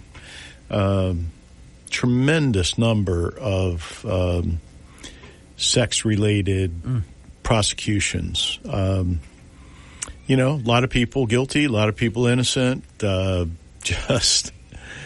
Just insane, in my opinion, breakdown of society. Just people are, they could stop this, but they could stop this, but it would take a strong move to suppress. I think pornography is the driving force. I've been saying this for a long time. John, if I could ask you a question about this, I could be totally wrong about this, but my opinion on this topic, and I agree with you completely, that it is voluminous what's happening, more than people know perhaps. But I think it was always just as bad, but it went unreported, and now it doesn't go unreported. Now people feel safe to report. People didn't used to, what are they going to think of me if I report this? I'm going to sully my own reputation. I think people used to have this happen, and they just took it. They hated it, but they didn't report it. Yeah. There is greater awareness of what's going on, but there's also an increase in the number of people getting involved in sexual situations. There's also an increase. There's a breakdown of morality in the sense that, and we see this frequently. Usually it's a girl, a woman who is angry at a guy for any number of reasons. And it could be, I had a case where many years ago in another county where she, they engaged in sexual activity, which was admittedly, this is in testimony. Admittedly consensual? Admittedly consensual and admittedly with her as the aggressor. Oh, wow. With the Are you now going to say in later she charged? At the end of it, the allegation was at the end of it, he did something she didn't want him to do. Now, compared to the other stuff they did, I couldn't tell the difference in terms of, immorality, if you want to call it that, or I don't know, depravity or whatever. How does the earlier time and admissions affect the allegation? How does that work? It does affect the allegation if it's the course of activity. You can't bring in testimony that someone, a woman typically had sex with a number of other men. Unless you're Donald Trump, then Judge Mershon will let anything in. Right. Which he's doing. The works. Yeah, but he is actually doing that. What this fella did was she went to kiss him goodnight, and he didn't kiss her. He didn't want to kiss her. He, just like he was over it, as they say. This is a charge? Well, that's what motivated the other charge. I see. That she said, they did a lot of stuff, but she claimed that one thing that was done, which was not, I would say, the most egregious thing, one thing that was done, or the most kinky thing or whatever, was offensive to her, and she said she didn't give consent to that, and that's what got started, and that resulted in a college disciplinary action and so forth, which again is preponderance of the evidence and very restricted ability of the male to defend themselves. The problem with that kind of thing, and it's especially horrible if you're completely innocent, is even if you win at some point down the road, the allegations can destroy you to begin with. Yeah, they can, and it's. If you're a teacher, you get suspended, right? Or of course, this kind of thing. Of course, again, anybody who runs you gets the headline. Yeah, can pull up the headline of a lot of stuff. The young woman, she was, I guess, 33, 34. It was in Cape May County. She was accused, and this was worldwide headlines. Woman accused of poisoning her mother.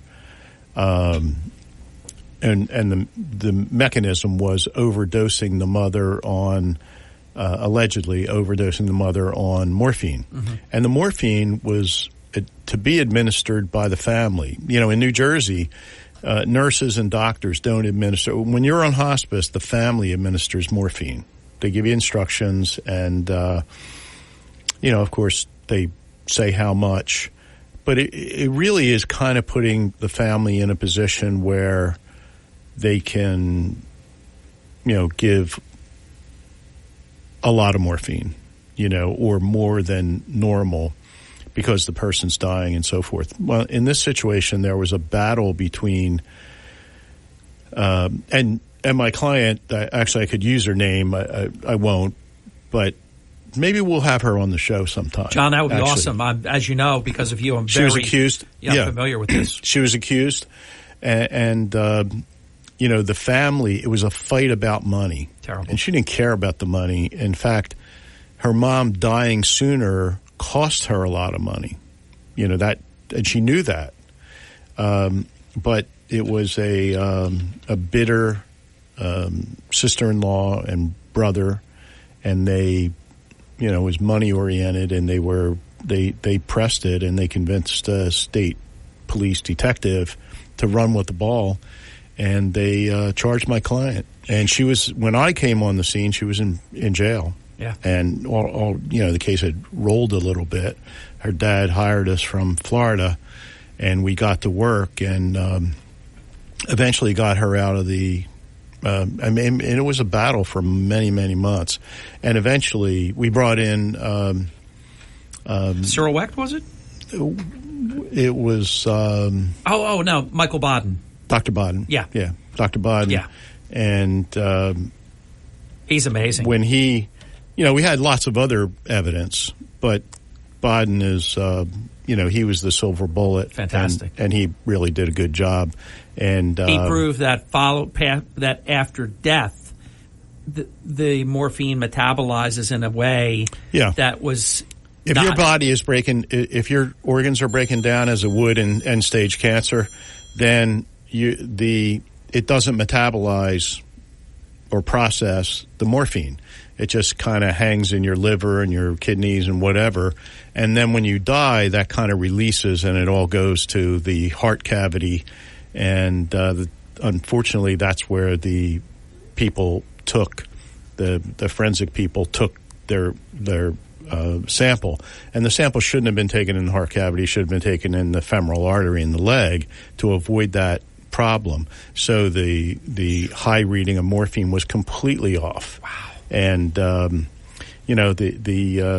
prosecutor in that case said, and I give credit to the other people in the case, not myself, but said that, Your Honor, when this case got started, this murder case got started, it rested on 10 solid pillars.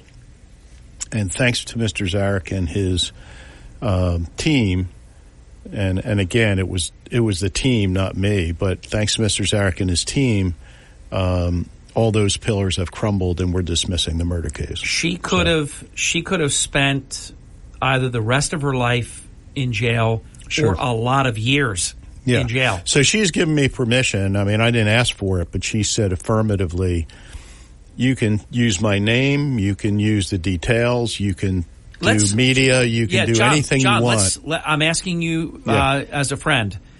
It won't be your hour of Zarek. Let's pick an hour, and we'll do that interview together. Sure, be glad to. I would love for our listeners to hear. It's at several levels. This really is something I've wanted to do for a long time. It's somebody that I know was saved because of you, and you're giving credit to the team, so I will too. But you're the leader of the team, and it's a fascinating case. Yeah, I mean, it really is a fascinating case. I mean, any case where someone is charged or convicted and then ultimately exonerated, and I don't mean that they couldn't prove the case beyond a reasonable doubt. I mean the prosecutor standing up and saying, "Hey, there's no evidence of this. There's no evidence, or the evidence that we had is faulty, and we're going to dismiss the case." Let's do it on a day where you do the 8:00 hour Zarek show, and then we'll do that in the 9:00 hour. Yeah, we'll be glad to. I would love to do that. Let's get first break in. We're going to be right back. I'm excited about that. John Zarek continues Smart Law with John Zarek. This is. You're waking up with Hurley in the morning. I'm from Muluka Township. Cape May. I'm from Margate. WPG Talk Radio 95.5 and the WPG Talk Radio app. Enable our skill and tell your smart speaker, play WPG. You're waking up with Hurley in the morning. It's the topics that matter to me. WPG Talk Radio 95.5. We're back. It's 22 minutes past the hour. John Zarek, yours truly, Hurley in the morning. Counselor, time is yours. Yes, Harry. Well, we're talking about false claims. We're talking about the general breakdown, how there are a lot more sex cases lately. That can happen for a couple ways. Number one, kids getting exposed to hardcore pornography, hardcore adult pornography. I'm not talking about child pornography. I'm talking about, every sexual act you can think of, and every, old sex, young sex, religious sex. It's as crazy as you can get. It's out there. What percentage would you guesstimate is false claims? Well, I'll tell you, in one particular study, I'm thinking haven't looked at this study for a long time, but in Tennessee or Kentucky, in one county where women came into the police station, they did it in a very controlled way, and said they had been raped by an individual.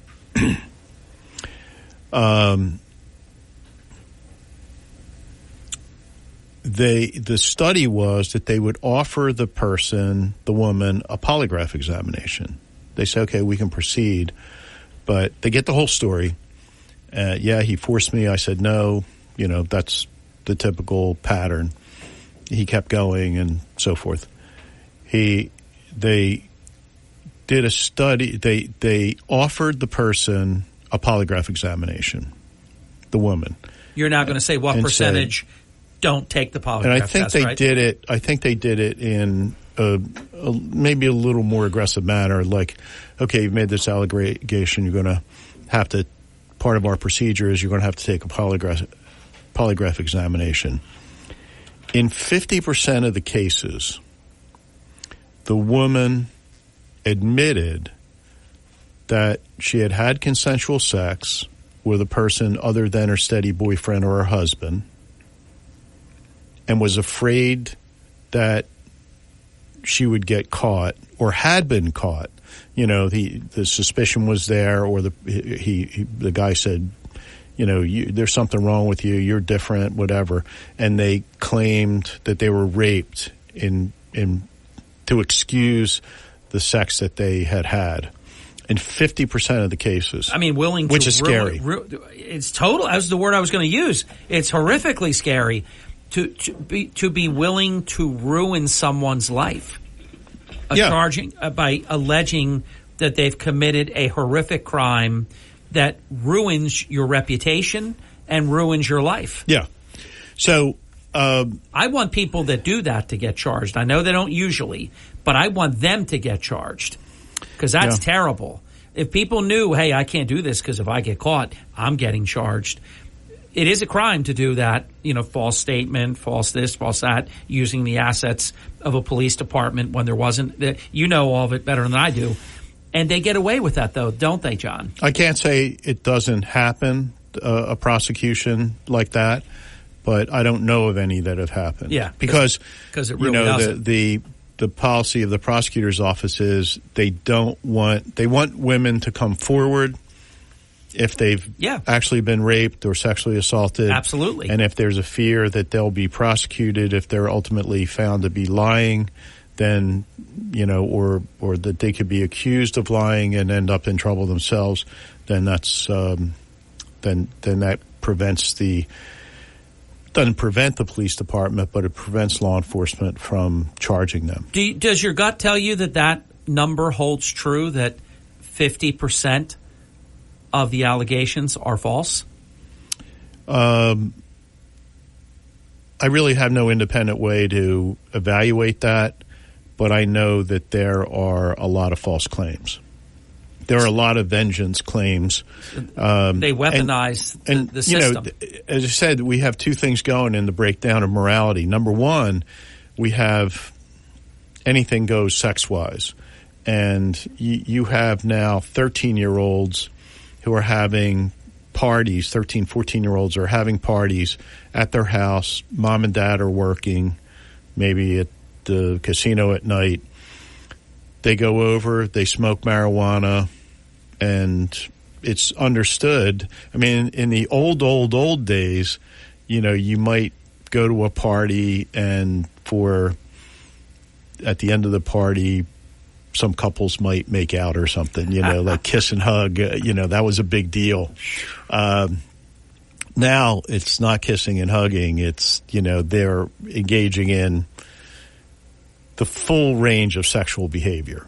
I'll leave it at that. And that if alcohol is involved or some change of heart later, then this all can come into play. Yeah, so what happens is those kids are hypersexualized by their experience. They're not old enough to handle that. And the fire gets started and it doesn't go out, so they're hypersexualized. Kids are also exposed, even 9, 10, 11, typically by older kids or finding their parents' stash of pornography, hardcore pornography. Once that gets revved up in them, in many cases, the fire never goes out. They become sort of obsessed with sex from then on. And then you have those people coming together, and they're not having normal sexual relations. They're not, well, we'll date for a while and we'll go to dinner a few times and we get to know each other and so forth. They're right into it right away. And when that happens, there are a lot of people that are disappointed. One party thinks this means we're in love and we're going to be together forever. And the other party says, thought it was a one-nighter. Yeah, I'll see you later. And then that person can strike back. And never calls. Yeah, and never calls. So, that's one thing that happens. And then, the other thing that happens is people, there's a breakdown of morality in terms of how easy is it from a moral standpoint for people to make false claims, to protect themselves or just out of anger and resentment. And let me tell you, today, they're not getting religious education. They're not getting parochial schools. They're not getting anything. They're getting the world, and people are very, very, very much inclined to say anything that will get the heat off of them, and that's a bad combination. So we just see that constantly. I actually could probably say limit my practice only to sexual oriented cases. I thought you were just going to say that, and you did. And I think I'd be plenty busy. John, hold on. It's halftime. We're going to be right back. I knew you were going to say that. I had a premonition, and then you said it. That is the word is scary. 30 minutes past the hour with John Zarek. I am Hurley in the Morning. We'll be right back. This is the Town Square, New Jersey Info and Weather Network. Thank you with John Zarek, Harry Hurley. 3 stories that you can follow on the WPG Talk Radio 95.5 app. The Atlantic City Police Department responded to a domestic disturbance call at the residence of the mayor of Atlantic City. We broke the news. First, we have the entire story. It's a fair and balanced, good piece. Check it out because there was a lot of false comments being made yesterday. The Atlantic County Prosecutor's Office obtained 2 first-degree drug pleas. That's in the news. And Capriccio Italian Restaurant. John. From the Town Square, New Jersey Info and Weather Network, I'm Chief Meteorologist Dan Zarrow. Temperatures will once again soar into the 80s across most of New Jersey today, feeling more like June than early May. I'll give you a high of 82, although cooler along the coast. Sun and clouds, breezy, and completely dry. Partly cloudy tonight, low 58. Tomorrow's high only 60. Much cooler with increasing clouds. We'll be in the 50s this weekend with a chance of rain, especially on Sunday. Get weather 24/7 wherever you are. Download our free mobile app today. This is an important safety. Hurley in the Morning. WPG Talk Radio 95.5. You're listening to Hurley in the Morning. Get us someone in the White House that's actually going to do something. WPG Talk Radio 95.5. We're back 36 minutes past the hour. If you're following this whole standoff, the LAPD, they're arresting them one at a time, putting them in zip ties, and they're taking their face masks off. And they're facing the camera. In other words, facing the music. It's taken about, John, 6.5 hours to accomplish this. They faced fire extinguishers being shot in their face, flash bombs in their face, strobe lights in their face. And my concern is, we know the way that these liberal cities work, John. They're probably going to be out within 24 hours. Yeah, this is the Democratic National Committee action team out there causing these disturbances. This is what what they're doing is they have the flare up, and now the deal will be how tough President Biden is on shutting down these things. Yet he hasn't commented at all since it started. The whole summer, the whole spring, summer, fall, before last election, Summer of Love. Yeah, it was. They were wrecking stuff, burning stuff. Yeah, fire. Killing people, destroying items, cars, buildings, whatever, and nothing. No consequences. Do you expect now? But that was when Trump was president, and they wanted to make the country look broken and on fire, and we make it stop. Please get rid of him, and because Joe Biden's going to make it nice again and all that. Do you don't think the Democrats want this this is bad for them? No, I don't. I think they like, Biden has been a lot of statements in sympathy with the Palestinians all the way. Yeah. And he's been, critical of Israel and so forth. And so a little of this is good. I think he's done, it's a setup to shut it down. Yeah, I think he's done the worst you can do in something like this, because they're calling him Genocide Joe, so he hasn't pleased the radicals that are the pro-Hamas radicals, and he's been very unsupportive to Israel. He's kind of gotten everybody upset with him. Walking the fence. Yeah, so you get everybody mad at that point. Yeah. What do you think happens to the 300 from Colombia, these hundreds from today? What do you think happens to these people? Misdemeanor, see you later? Yeah, I think they'll do nothing really. Yeah. It's their people. Yeah. It's their people. Right, this is not January 6th. This is something it's a good point. This is something they accept. Yeah. And I don't consider this protest though. If you break into colleges, a lot of these people are not even students, and you barricade yourself in and you do a standoff, and to me that's not a protest, that's not free speech. It's criminal activity. Yeah, it's different from the old days when we had the Black Lives Matter protest. It's kind of difficult to be against Black Lives Matter or against black people or against any movement that allegedly is there to help people. It wasn't. It was there to help the organizers. Oh, yeah. And help the Democrats get elected. And so it's not a situation where you're really getting the complete picture here, where they're actually not able to get him elected based on this activity alone, but it certainly is going to help, because Biden will now say how tough he was on protesting after he's gotten all the benefit from criticizing Israel. Whew, that's Machiavellian. Yeah. That's pretty wild. Yeah. I think it's pretty clear what's happening. Yeah. But I don't think net this is very bad for him. I don't think he comes out of this very well.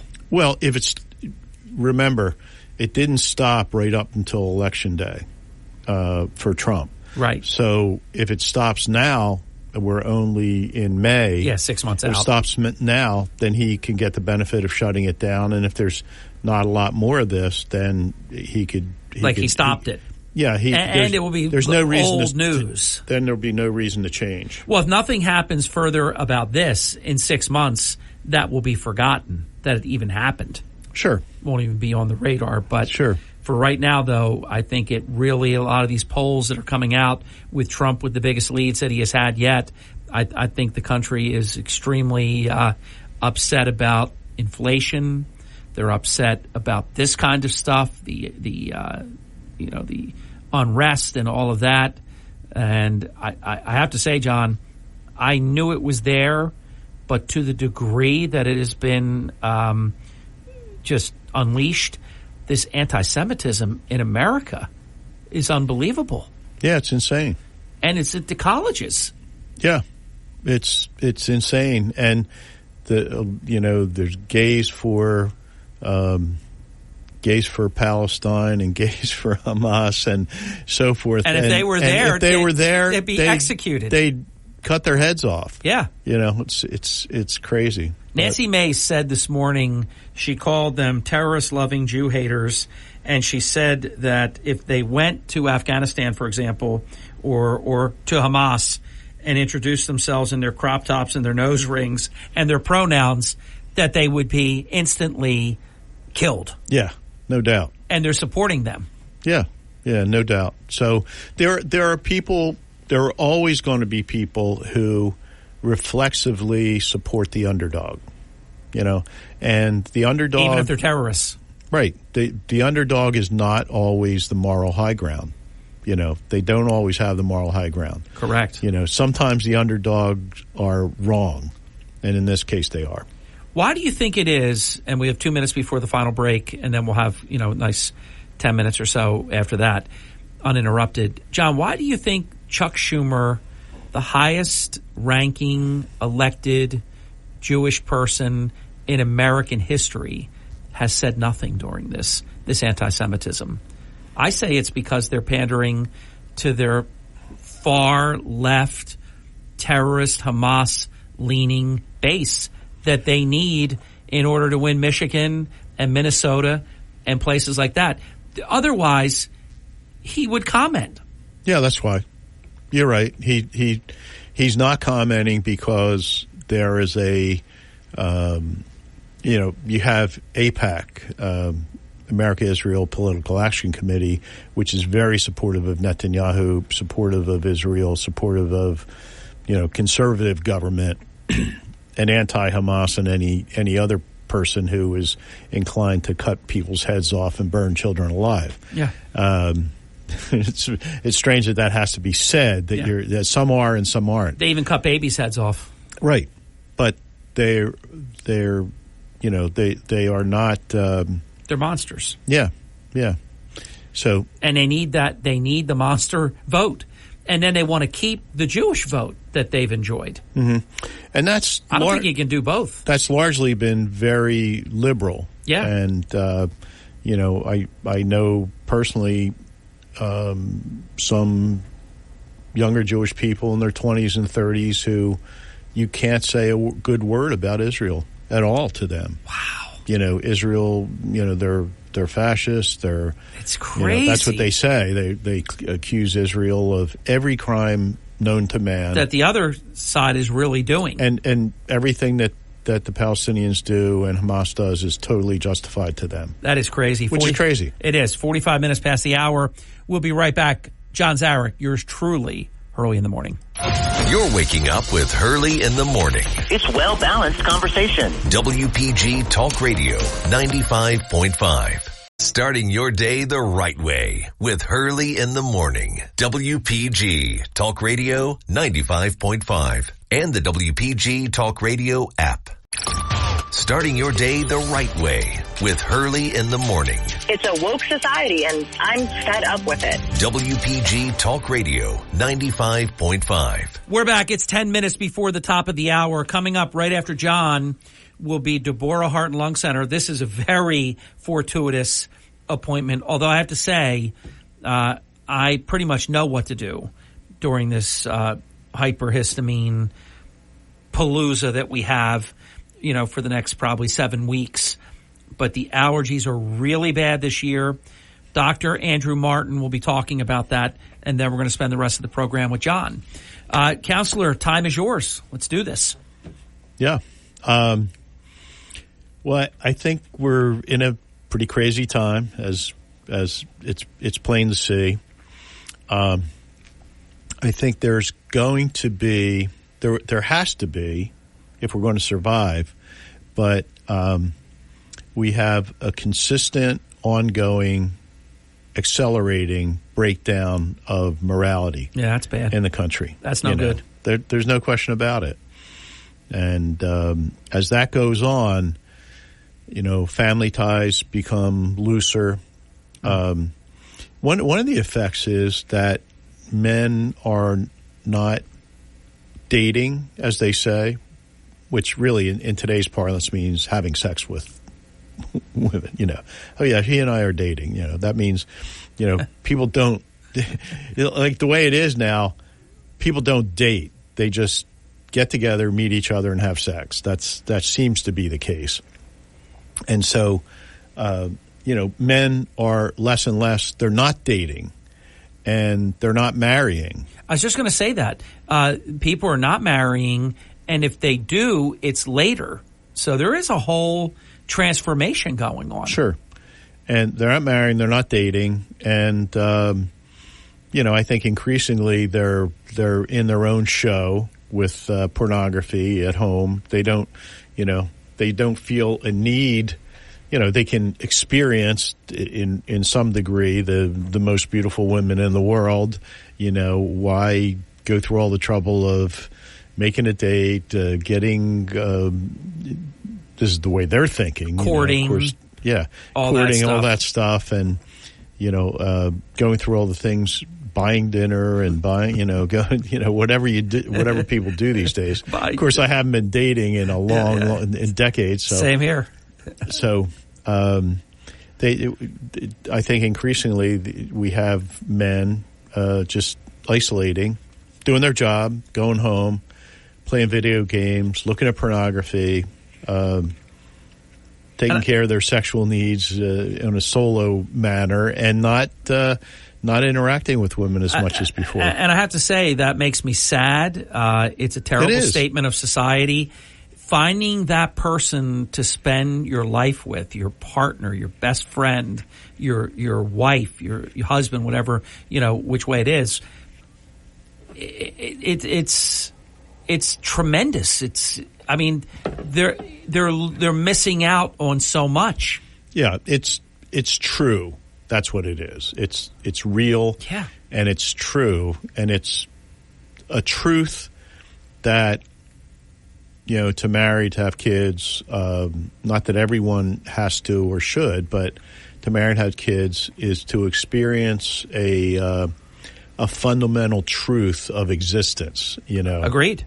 Your children and then your grandchildren. I know how you dote on yours, and you know how I dote on mine. It's unbelievable. It's almost tough to even verbalize how unconditional it all is. And this actually led Chuck Schumer to say not long ago that we need all this illegal immigration because we're not procreating. He said it. Yeah. Isn't that crazy? Yeah, the reason we need people coming in. We do need people coming in. I don't think anyone's questioning that. We need people coming in a legal way. Exactly. And with good intentions. Yeah, with good intentions. And we should be, I think, selective even in terms of, a lot of other countries, John, they might say we need scientists or we need this or we need that. We should also be selective. Yeah, to some extent. We need people to work too. Remember, our country won 2 world wars and certainly the Second World War with Italians, Polish people, Irish people, Germans to a great extent, Croatians, people from former Yugoslavia, primarily Croatian. There was a big influx, a major influx of people in the late 80s and early, late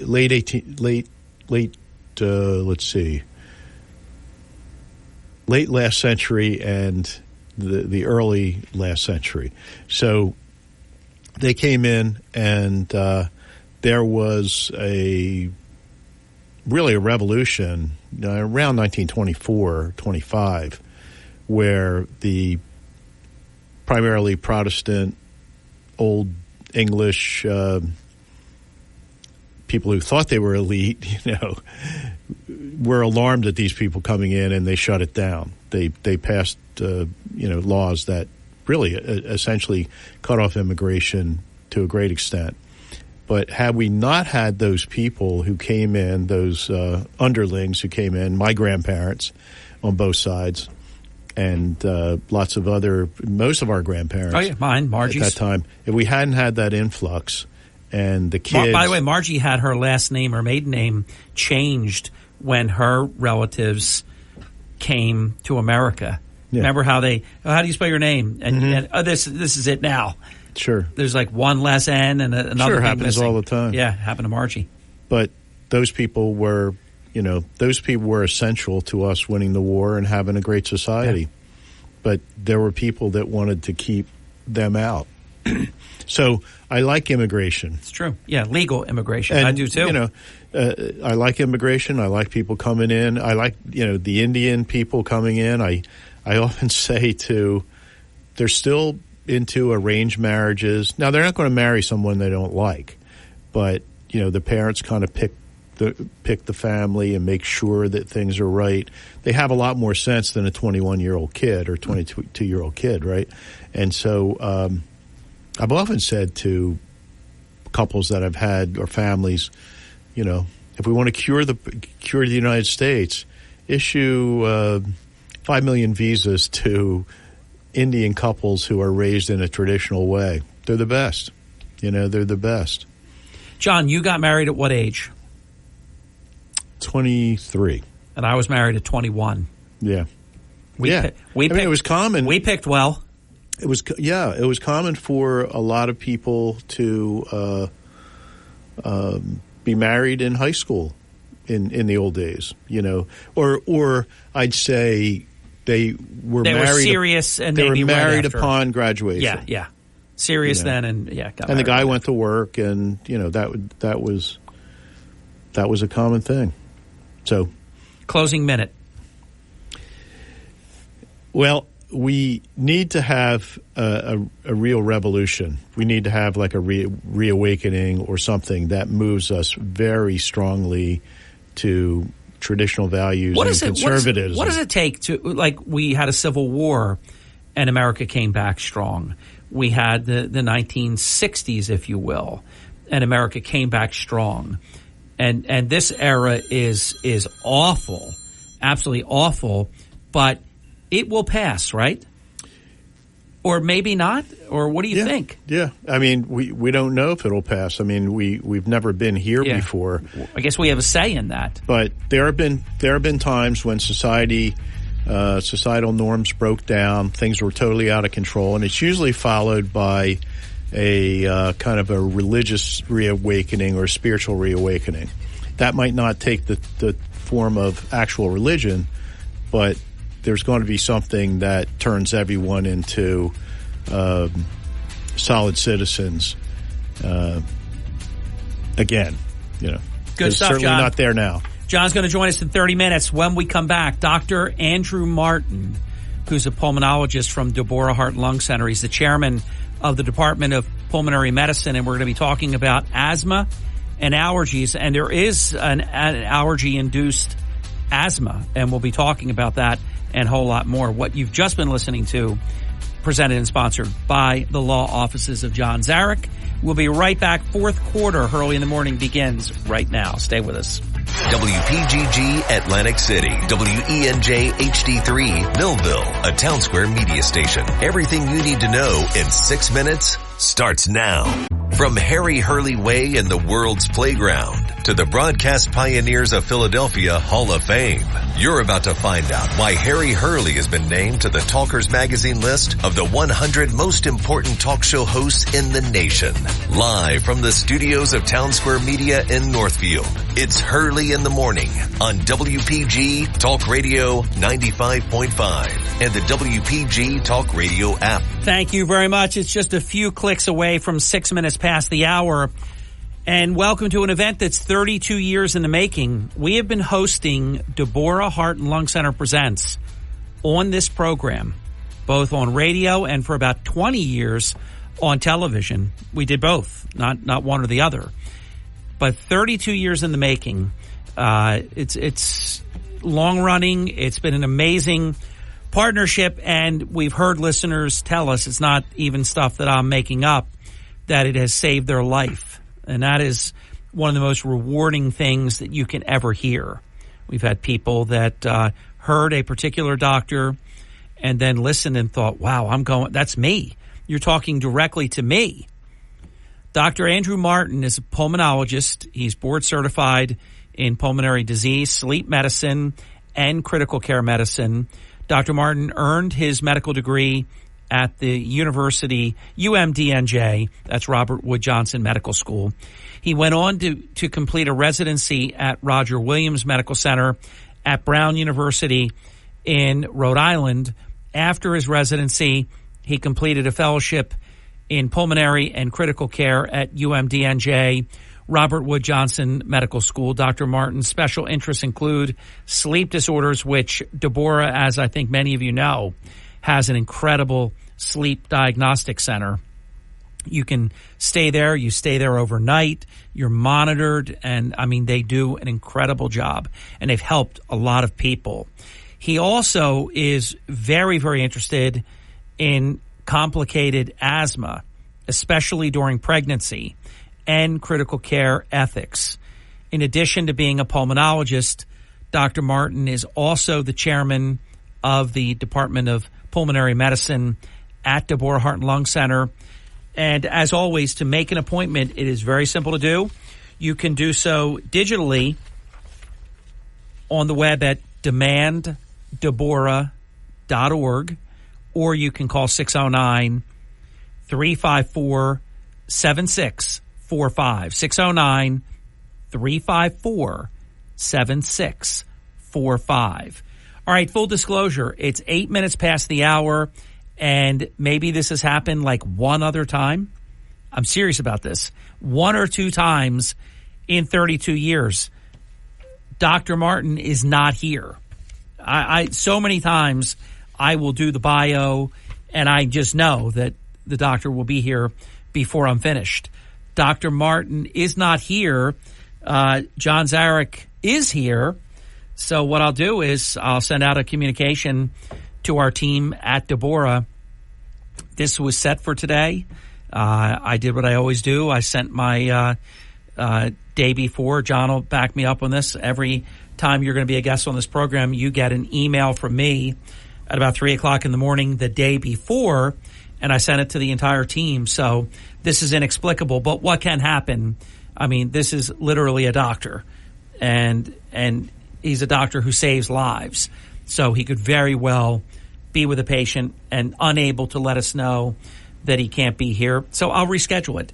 I do know we're going to do, I was with COVID-19 a few weeks ago, so we missed last month's program because of me, and we set that for next week. So we'll shoot for the week after or the week after that, because I really would like to get this topic in. It wasn't selfish because I'm on top of this for myself, and John will even back me up on this. He's experiencing the allergies this year. One of my daughters, who never has allergies, doesn't need to take any type of allergy medicine or anything. She's feeling it this year. John, I think you'll agree. This topic, I really want to do it, and I'm sorry we can't do it now, but we'll reschedule it. This is a particularly harsh allergy season. I never heard you ever really mention it. Seems too much. that way. Yeah. Seems that way. You're feeling it, right? Yeah, I start blowing my nose and it just doesn't end. Yeah, so. That's the production of histamine. This is what I try to stay ahead of, and that's why for the next 7 weeks, I'm a house cat.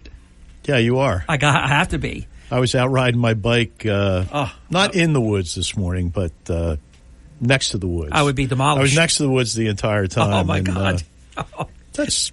It's okay. Here's just mildly debilitating. Here's a but tip. It's all right. I know you are very, your hygiene is very, very good. But if you go out for a bike ride in the woods, the first thing you do when you go in the door, get rid of the clothes you had on because they're covered in pollen, and you take a shower. That tremendously limits the exacerbation. And I'm going to tell you why. Because if you go all day and you've been outside and then you tuck your head in on your pillow, you are literally rubbing in the irritant, the allergies, the whole night. Yeah. Because it's on your pillow at that point. It's in your hair. It gets on the pillow. Oh, and it's horrible. Well, it's, I'll just have to deal with it, as they say. Yeah, and look, if you're like me, it by the third, usually by our golf tournament, which this year is Thursday, June 20th at Linwood Country Club. And John, thank you for your fabulous support every year, including this year. We're really looking forward to it. It will be a sellout as usual, and we'll have a lot of whole sponsors and raise a lot of money. Let me say to my causes. friends, I won't be able to play in the tournament. I'll be there, but with your schedule, it just doesn't work. I won't be able to play in the tournament, but I'm going to announce to my friends out there, if you want to play in the tournament, I bought 4 spots for the tournament. You bought a foursome. Sponsored a foursome. So anybody who's interested, give me a call, and first come, first serve. All right. Give them the number to call. You can call 609-641-2266. That's my law office number. You could look it up in the book if you need to, 609-641-2266, and just leave a message regarding golf for John Zarek. John, when you give me your 4 names, give me 4 names and 4 cell phone numbers, then and then I can reach out to them. We'll be set. Yes, and then your foursome will be all set. Oh, this is good news. Dr. Martin has arrived. And, John, we'll reconvene after the bottom of the hour just like we were going to. Sure. Dr. Martin, I gave you the most beautiful introduction that you've never heard, but I promise you on the podcast it will prove out that I did. It is an honor to do the program again with you, and I say this with personal knowledge because oak tree pollen is my nemesis, and oak trees reside in my backyard. I moved from the beautiful beach area about 30 years ago to my nemesis. 30 years ago, after my first night sleeping with oak trees, I was on a nebulizer to do my show. I couldn't stop coughing. It was, obviously the histamine and everything was overproduced and everything. So your topic today, asthma and allergies, I have immense respect and even personal experience. It's great to welcome you, Dr. Martin. Well, Harry, thank you for having me on. It's a pleasure to talk to you. It's been quite some time. I know. And yes, it's a pleasure to talk to you today.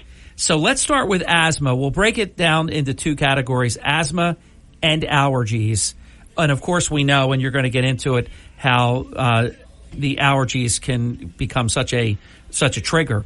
What is asthma, Dr. Martin? Well, asthma is a disease of the airways that's characterized by variable narrowing of the airways, causing trouble moving air in and out, particularly actually moving air out after you inhale. The hallmark of asthma in terms of those symptoms is its variability. It can be basically quiescent or asymptomatic for times, and then you can get it aggravated by things like allergies or a simple cold or other upper respiratory infection. And it has to be monitored very closely. But it's basically a trouble with airway narrowing, moving air that is variable from time to time. And Dr. Martin, there are different types of asthma, correct? Yes. Yeah. Tell us about it. Well, I mean, we characterize asthma in terms of its severity, which can have several features. That could be severity of symptoms when they occur. It could be frequency of symptoms. It could be frequency of episodes requiring increases in therapy, such as adding things like prednisone or other systemic steroids. And then we characterize it sometimes by what it is, of course, that aggravates it. For some people, there is simple exercise, and that's the only thing that aggravates their asthma. Some people, it's a particular allergy that aggravates their asthma. So you try to describe really over time what aggravates the asthma, how frequent the symptoms are, how severe they are, and how easy or difficult they are to treat when they do occur. We are interviewing one of the greats, Dr. Andrew Martin, a very talented pulmonologist, and he is the chairman of the Department of Pulmonary Medicine at Deborah Heart and Lung Center. And I seriously did tell everybody all about you, and your background is just fantastic. Who is at risk for asthma? Well, particularly, people with allergies, people who have a family history of asthma are at risk, and people with lots of exposures are at risk. Other times, people get asthma after any kind of a respiratory infection or exposure. Sometimes people develop asthma after they get exposed to a heavy smoke episode. So we call that reactive airways dysfunction syndrome if that exposure is very acute and it causes troubles right away. But family history of allergies also, in general, puts you at risk for asthma. Sidebar question. It's not on our agenda, but I just want to slip it in because I think it's an interesting one. Mm-hmm. Can asthma cut down your life expectancy, or is it simply something that you have to manage? Well, it is always something you have to manage. Whether it affects life expectancy, again, is going to depend on the individual. But if it continues uncontrolled for a long period of time, you risk developing irreversible lung damage, which could cut down on your life expectancy. Initially, usually asthma shows abnormalities that are at least at times completely reversible. So that at times you might be normal if you did lung function testing. As time goes on with significant uncontrolled symptoms, you can develop actually irreversible, lung damage in terms of function. Wow, so it is important to really be on top of this and do what I'm about to suggest. Anybody out there that is dealing with this, or maybe you think you're dealing with it, give a call, 609-354-7645, or you can do it digitally at demanddeborah.org, and you'll see the hyperlink that will take you right to scheduling, and you'll be, I promise you, very, very well served at Deborah Heart and Lung Center. Dr. Martin, what are the common asthma attack triggers? The most common triggers are allergies and upper respiratory infections, such as simple colds. Those are the most common. And then there's a host of other things. Again, any irritant such as perfumes or fumes that you're not technically allergic to, can aggravate it.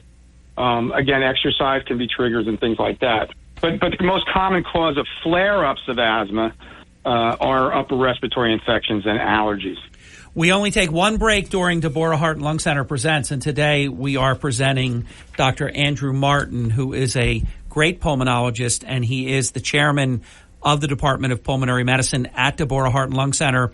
And the topic this half hour on Deborah Heart and Lung Center Presents Dr. Martin is asthma and allergies. When we come back, we're going to go to allergies. You've got a lot of important information from Dr. Martin on asthma. We're going to now talk about allergies, and then from there we will get into asthma allergies, because there is a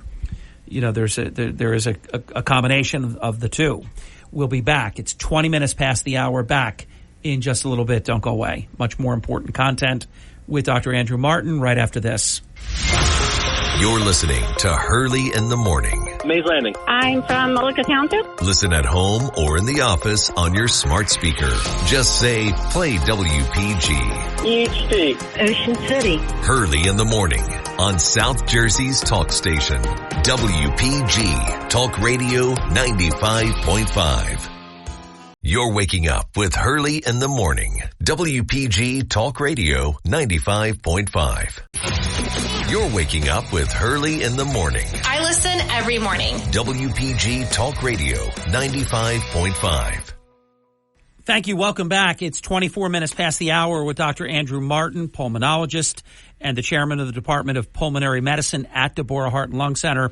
This is Deborah Heart and Lung Center Presents Dr. Martin, and our topic this half hour is understanding asthma and allergies. And I know we are speaking to many, many people. I mentioned right before Dr. Martin arrived, our oldest daughter, who doesn't have allergies typically, we spoke yesterday, and she was telling me how she is being affected by them this year. And then you're hearing from people that are, doing things that they've never had to do before. So evidently, and I'm feeling it, this is a tough allergy season, and there's probably a lot of reasons for that. Mild winter and a lot of things we could go into that we don't have time. But this is something that I think is important to go into with Dr. Martin because he's the best at conveying what this is all about. And then we'll get back to the allergy portion of today's segment.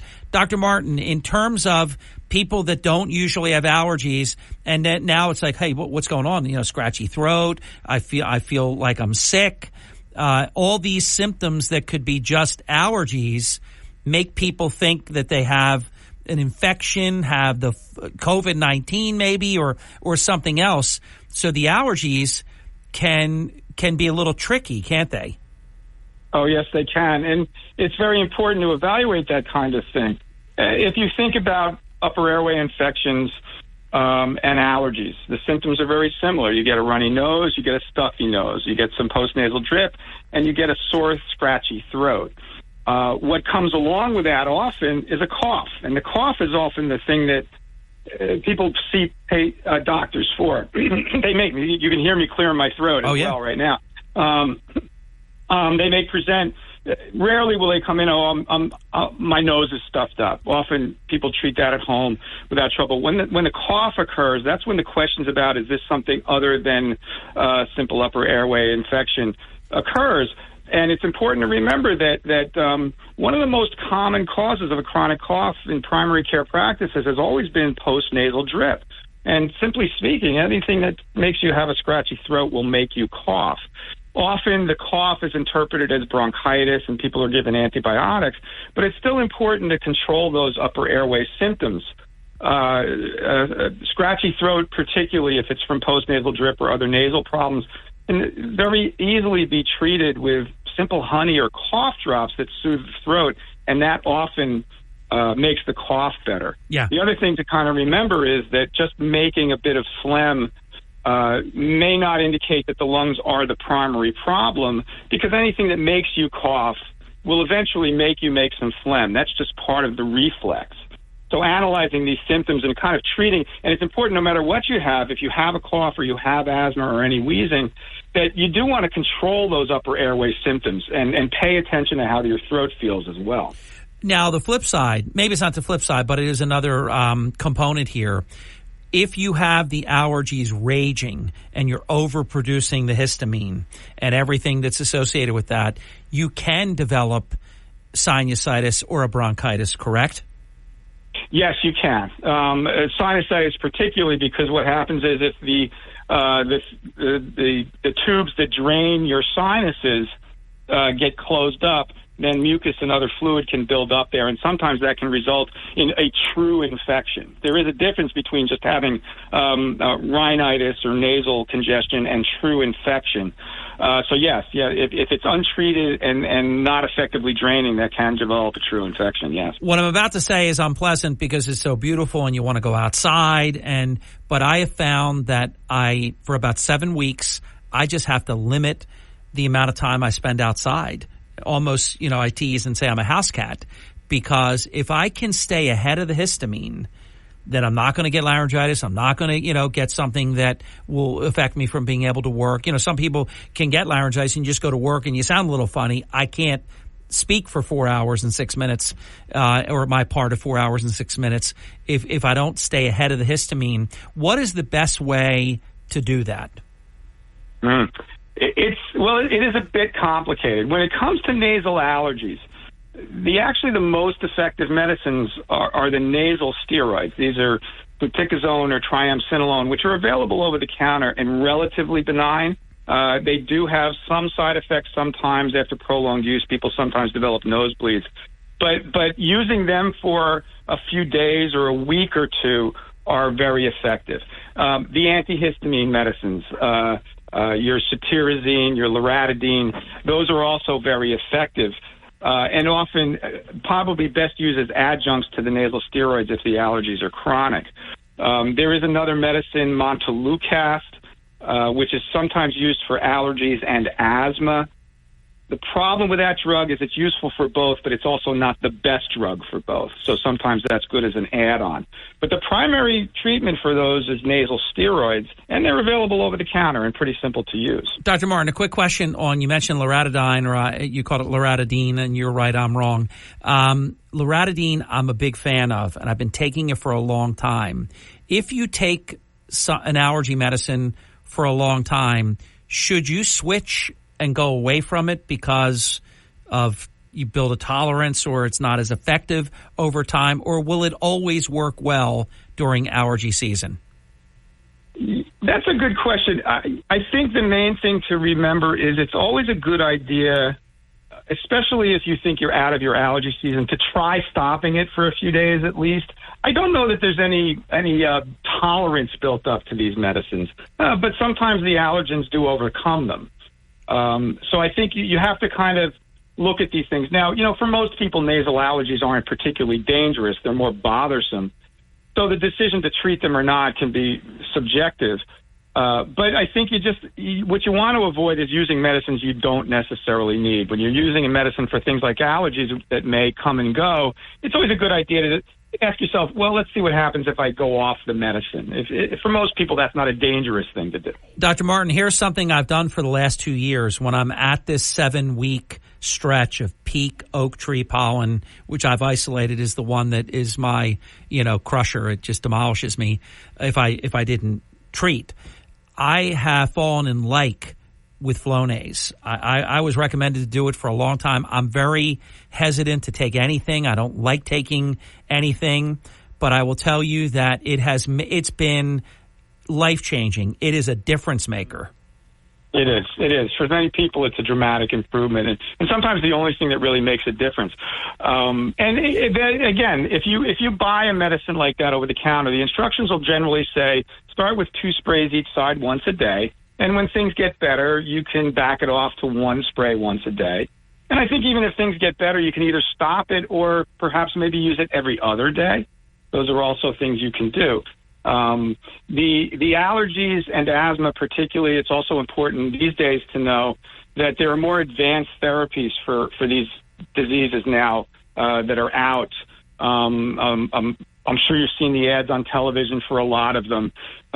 So when things are serious and you've tried nasal steroids and you've tried Montelukast and you've tried antihistamines, there are things that can also be added nowadays to control severe or otherwise uncontrollable symptoms, and it's important to know those options are out there. I know we're running out of time quick. We've got about 3, 4, 5 minutes, and then I know we have to let you go. Basic but very important question. What are allergies? Oh, well, true allergies they're triggered by a antibody response to something you are truly allergic to. And these histamine is a compound that's released in response to these compounds that causes your nasal passages to become closed and makes you make mucus and things like that. And it is true that you do have to distinguish sometimes between an intolerance or an irritation versus a true allergy. Sometimes it requires simply just cataloging what exactly it is that aggravates your problems. Sometimes it does require testing for allergy to specific things. This may be done by an allergist, either by certain blood tests, which can measure antibody levels, which is a piece of information, or sometimes you do skin tests. They become very useful if you can find one specific thing that someone's allergic to. What are common allergens? Trees, grass, pollen are the most common. When it comes to animals, cats are usually more allergic than dogs. Yeah, that's mine. Yeah. I have no problem with dogs. Oh, my God. Cat dander is devastating to me. Yeah, and more people are allergic. Dogs don't tend to be as triggering. And, it's important, too, to remember, if you're going to clear your house of an allergen, such as a cat, it may take several months after you clear the house, before the allergens in the house fall off. The other common allergens are indoor allergens, things like dust mites or other indoor compounds, and these tend to cause allergies throughout the year in a less seasonal way. So particularly dust mite allergy is very common. This, I think, is really important because I advertised that we would talk about it, and I think it is a really good maybe place that will end. What is allergic or allergy-induced asthma? Well, that's simply asthma that's felt to have an allergic component. Not all asthmatics are triggered by allergy. As I said, sometimes there's other things that are non-allergic, but very, very commonly, and probably in the ballpark of around 50% of asthma is going to be somehow connected to an allergy of some sort. Dr. Martin, let me give you a closing comment, whether it's about treatment or anything that you want to close with. Oh, well, I mean, I think when it comes to cough, especially this time of year, I would just say pay attention to how your throat feels. It's often forgotten. And again, when you have a scratchy throat and a cough, simple things that soothe your throat, honey, cough drops, if they help with the cough, then use them. They're very benign, and they may avoid getting on antibiotics that maybe you don't need or other steroids that maybe you don't need. So that's when it comes to cough, pay attention to how your throat feels. Also, when it comes to cough, pay attention to whether you have heartburn. That's also a common aggravator of cough. I learned the cough drop and the honey recommendation from you so many years ago, and it's been a lifesaver. It absolutely works, yes. So to make an appointment, you can call 609-354-7645. That's 609-354-7645, or digitally, any digital device at demanddeborah.org. You've been listening to my friend Dr. Andrew Martin, pulmonologist, the chairman of the Department of Pulmonology on Medicine, and that's our topic today on Deborah Heart and Lung Center Presents Understanding Asthma and Allergies. Dr. Martin, I can't wait till we do it again. Thank you very much for having me, Harry. Take good care. You too. Thank you, my friend. 37 minutes past the hour. John Zarek continues next. It is the Hurley in the Morning program. You're waking up with Hurley in the Morning. I listen every morning. WPG Talk Radio 95.5. You're waking up with Hurley in the Morning on South Jersey's talk station, WPG Talk Radio 95.5. Hurley in the Morning. If you really want to know what's happening in Atlantic City, it's Harry Hurley every single morning. WPG Talk Radio 95.5. Boy, that is a smart, gentle lady. She is absolutely correct. This portion of Hurley in the Morning with John Zarek, presented by Ambient Comfort Heating and Air Conditioning Professionals. I did it, and I can tell you, I've been setting the air at 74 because we have ceiling fans also. I'm a big fan of that. Even a ceiling fan in the winter, believe it or not, you reverse it the other way. It does a really good job, and you don't have to keep it as warm, and it really works. So we keep it around 74, sometimes even 75. And it's very comfortable, especially if it's 90-something outside. And what I set the thermostat on is what the house is. And I'm also very proud that we're 50% humidity, which is perfect. You'll either read 40 to 60, 30 to 60. So that's also, you want to make sure the humidity in your home, because if the humidity is too high, then you're going to have to make it cooler to offset the expression, it's not the heat, it's the humidity. Like it's not really hot in Las Vegas because it's dry heat. Give me a break. So anyhow, don't wait till you're sweaty and miserable. The sooner you discover a problem, the easier the repairs tend to be. And this is another great thing about my friends at Ambient Comfort. Prices of everything are up. Inflation is through the moon, not through the roof. I went to the moon. They've kept their new customer special tune-up at the same $59 as last year, which I think is tremendous. And they're worth it. They come to our home twice a year minimum to see that the heating system is right and then to check the air conditioning system. They do a great job for us. I know they'll do a great job for you. They're well worth it. They're certified technicians. They perform a thorough precision tune-up to make sure that your system is safe. That's so important, and that it's running at maximum efficiency. And they'll get you through the summer season. If they can't, they're going to tell you, and then they have deals that they can work with you on a new system. And they're not going to upsell you. If your system can be repaired, they'll repair your system. But if they tell you that it can't be repaired, or that you're chasing, good after bad, they'll let you know. You can call 609-568-0955. That's 609-568-0955, or digitally, like we often recommend.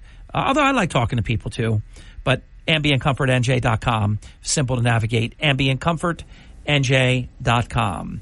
Counselor Zarek, it's such a joy when we get bonus sessions together. I like it. I do too. I would do it all day. Good. Let's go. Let's do it. Yeah, I enjoy it. All right, I know what you want to talk about. Lay it on us. Well, the Ukraine funding bill passed, of course. Right. Congratulations. I was fortunate to be in the gallery in the House chamber, when that passed. How good did that feel when the vote went down? Because this was obviously, they talk about justice delayed. It was obviously, delayed quite an extended period of time.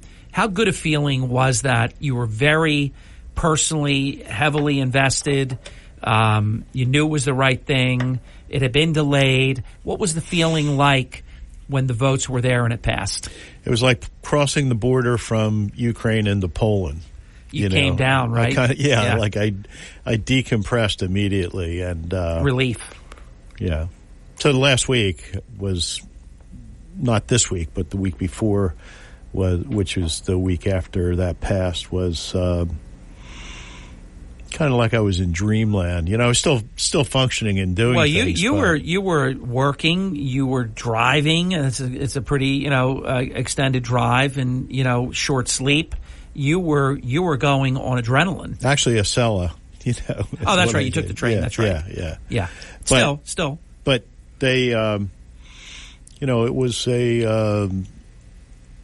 We the people that are committed to Ukraine and concerned about Ukraine and our friends, I mean, this has been intensely 5 months. I mean, it's one thing to have a fight going on for funding when you have the stuff you need now and the problem could be in the future.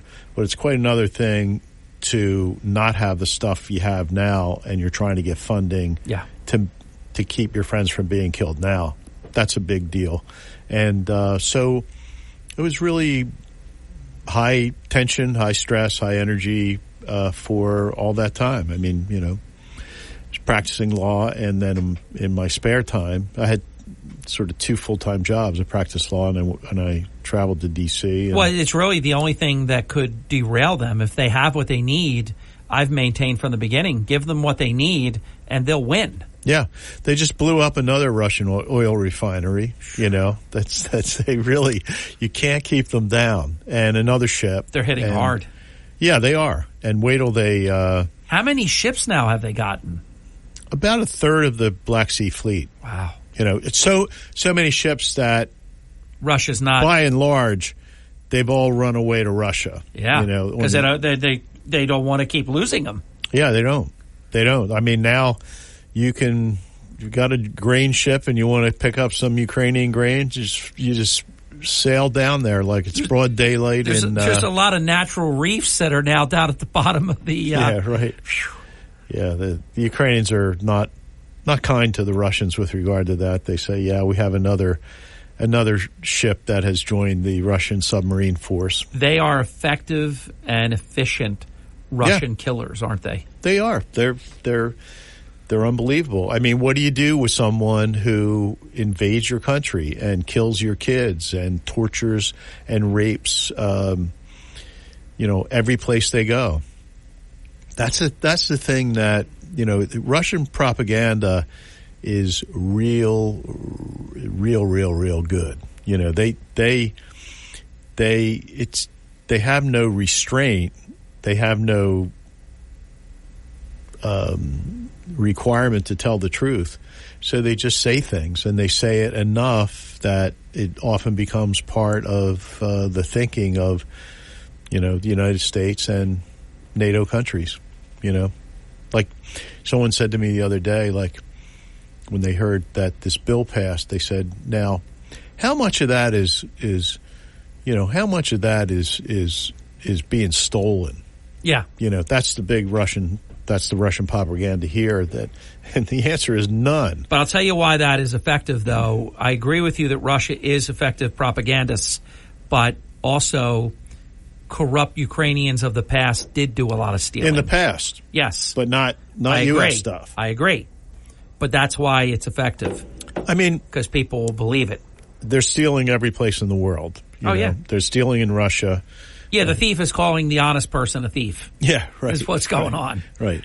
But we haven't had a major scandal or any scandal with regard to U.S. supplied weapons, because I know what happens to them, because I know what my friends do with them when they get them. They put them in a warehouse.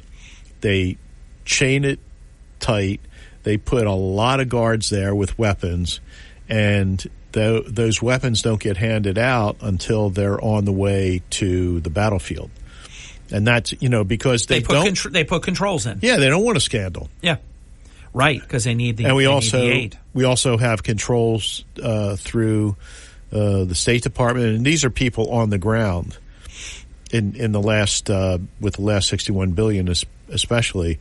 There are people, State Department, Department of Defense, Department of State. Everybody's watching, and if there were a big scandal, if there were a massive theft or something, with all the anti-Ukraine people who are vicious, I mean, Tucker and, Matt Gaetz and Marjorie Taylor Greene, I mean, people, they're not like, oh, we'd like to see Ukraine win. No, they're like, we want Ukraine to lose. They hate Ukraine. They love Russia. It's crazy. John, let's get hear about it. Let's get the final break in. When we come back, we're going to have – this is going to be good. We're going to have about 11 minutes uninterrupted. We'll make it count. John Zarek continues on the Hurley in the Morning program right after this. You're waking up with Hurley in the Morning. Makes me think about things a little bit differently. WPG Talk Radio 95.5. WPGG Atlantic City, WENJ HD3 Millville, a Town Square media station. Don't let everyday aches and pains keep you from living your best life. I don't think I really understood what people meant when they talked about pain until I started feeling it myself. Start feeling better every day with Relief Factor, a daily supplement designed to support your body's fight against aches and pains.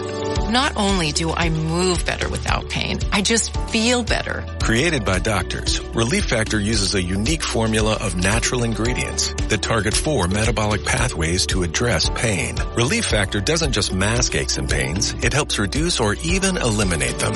Today, I do the things I love, and it doesn't occur to me to think about pain. You can feel the difference all day, every day.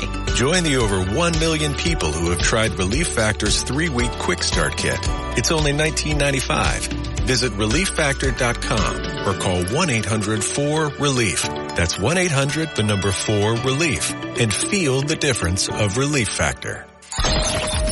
You're waking up with Hurley in the Morning. Egg Harbor Township, Ocean City, Goshen, Cape May. WPG Talk Radio 95.5 and the WPG Talk Radio app. Yes, we're back. It's 55 minutes past the hour. John Zarek continues. Counselor? Yeah, I want to say the Russians now are using, it's been confirmed, they're using choking agents, which are, it's gas that makes people extremely sick. First used by Russia in World War I against the British. And, it's a pleasant idea. I mean, we know they're war criminals, but that's a war crime. Yeah, that's a war crime. That's use of chemical weapons is a war crime. So, yeah, they're using choking agents. And, what do you expect? I mean, it can be defended against with gas masks. Do you think the world community, I hate to use words like that, but do you think the world community is condemning Russia to the extent that they should in this? I'm going to say no. everybody's. It's tough to, and you've seen it in life around here, Harry, or in normal life. Somebody can be a really bad person and do a lot of bad stuff, but if that person is giving money or business or doing something good to another individual, they offset it. They can't.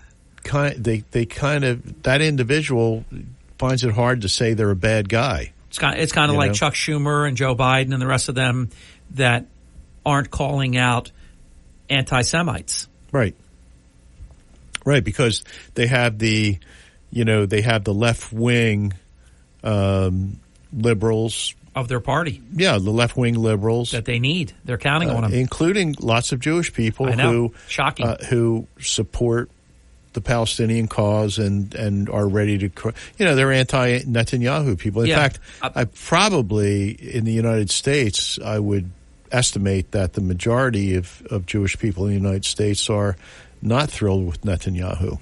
I'm not quite sure about that. 100%. Right, they would prefer like Ehud Barak. They're liberals.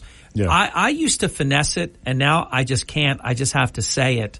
How there isn't more being said by people of, say, Jewish faith, for example, and that they could possibly vote for people that did so much against their own self-interest. I have no tolerance for that. Well, it's most people are good, in my opinion. Most people are good, and I've learned that as years go on. But how can 70% of Jews vote Democrat after what they've been doing to Israel?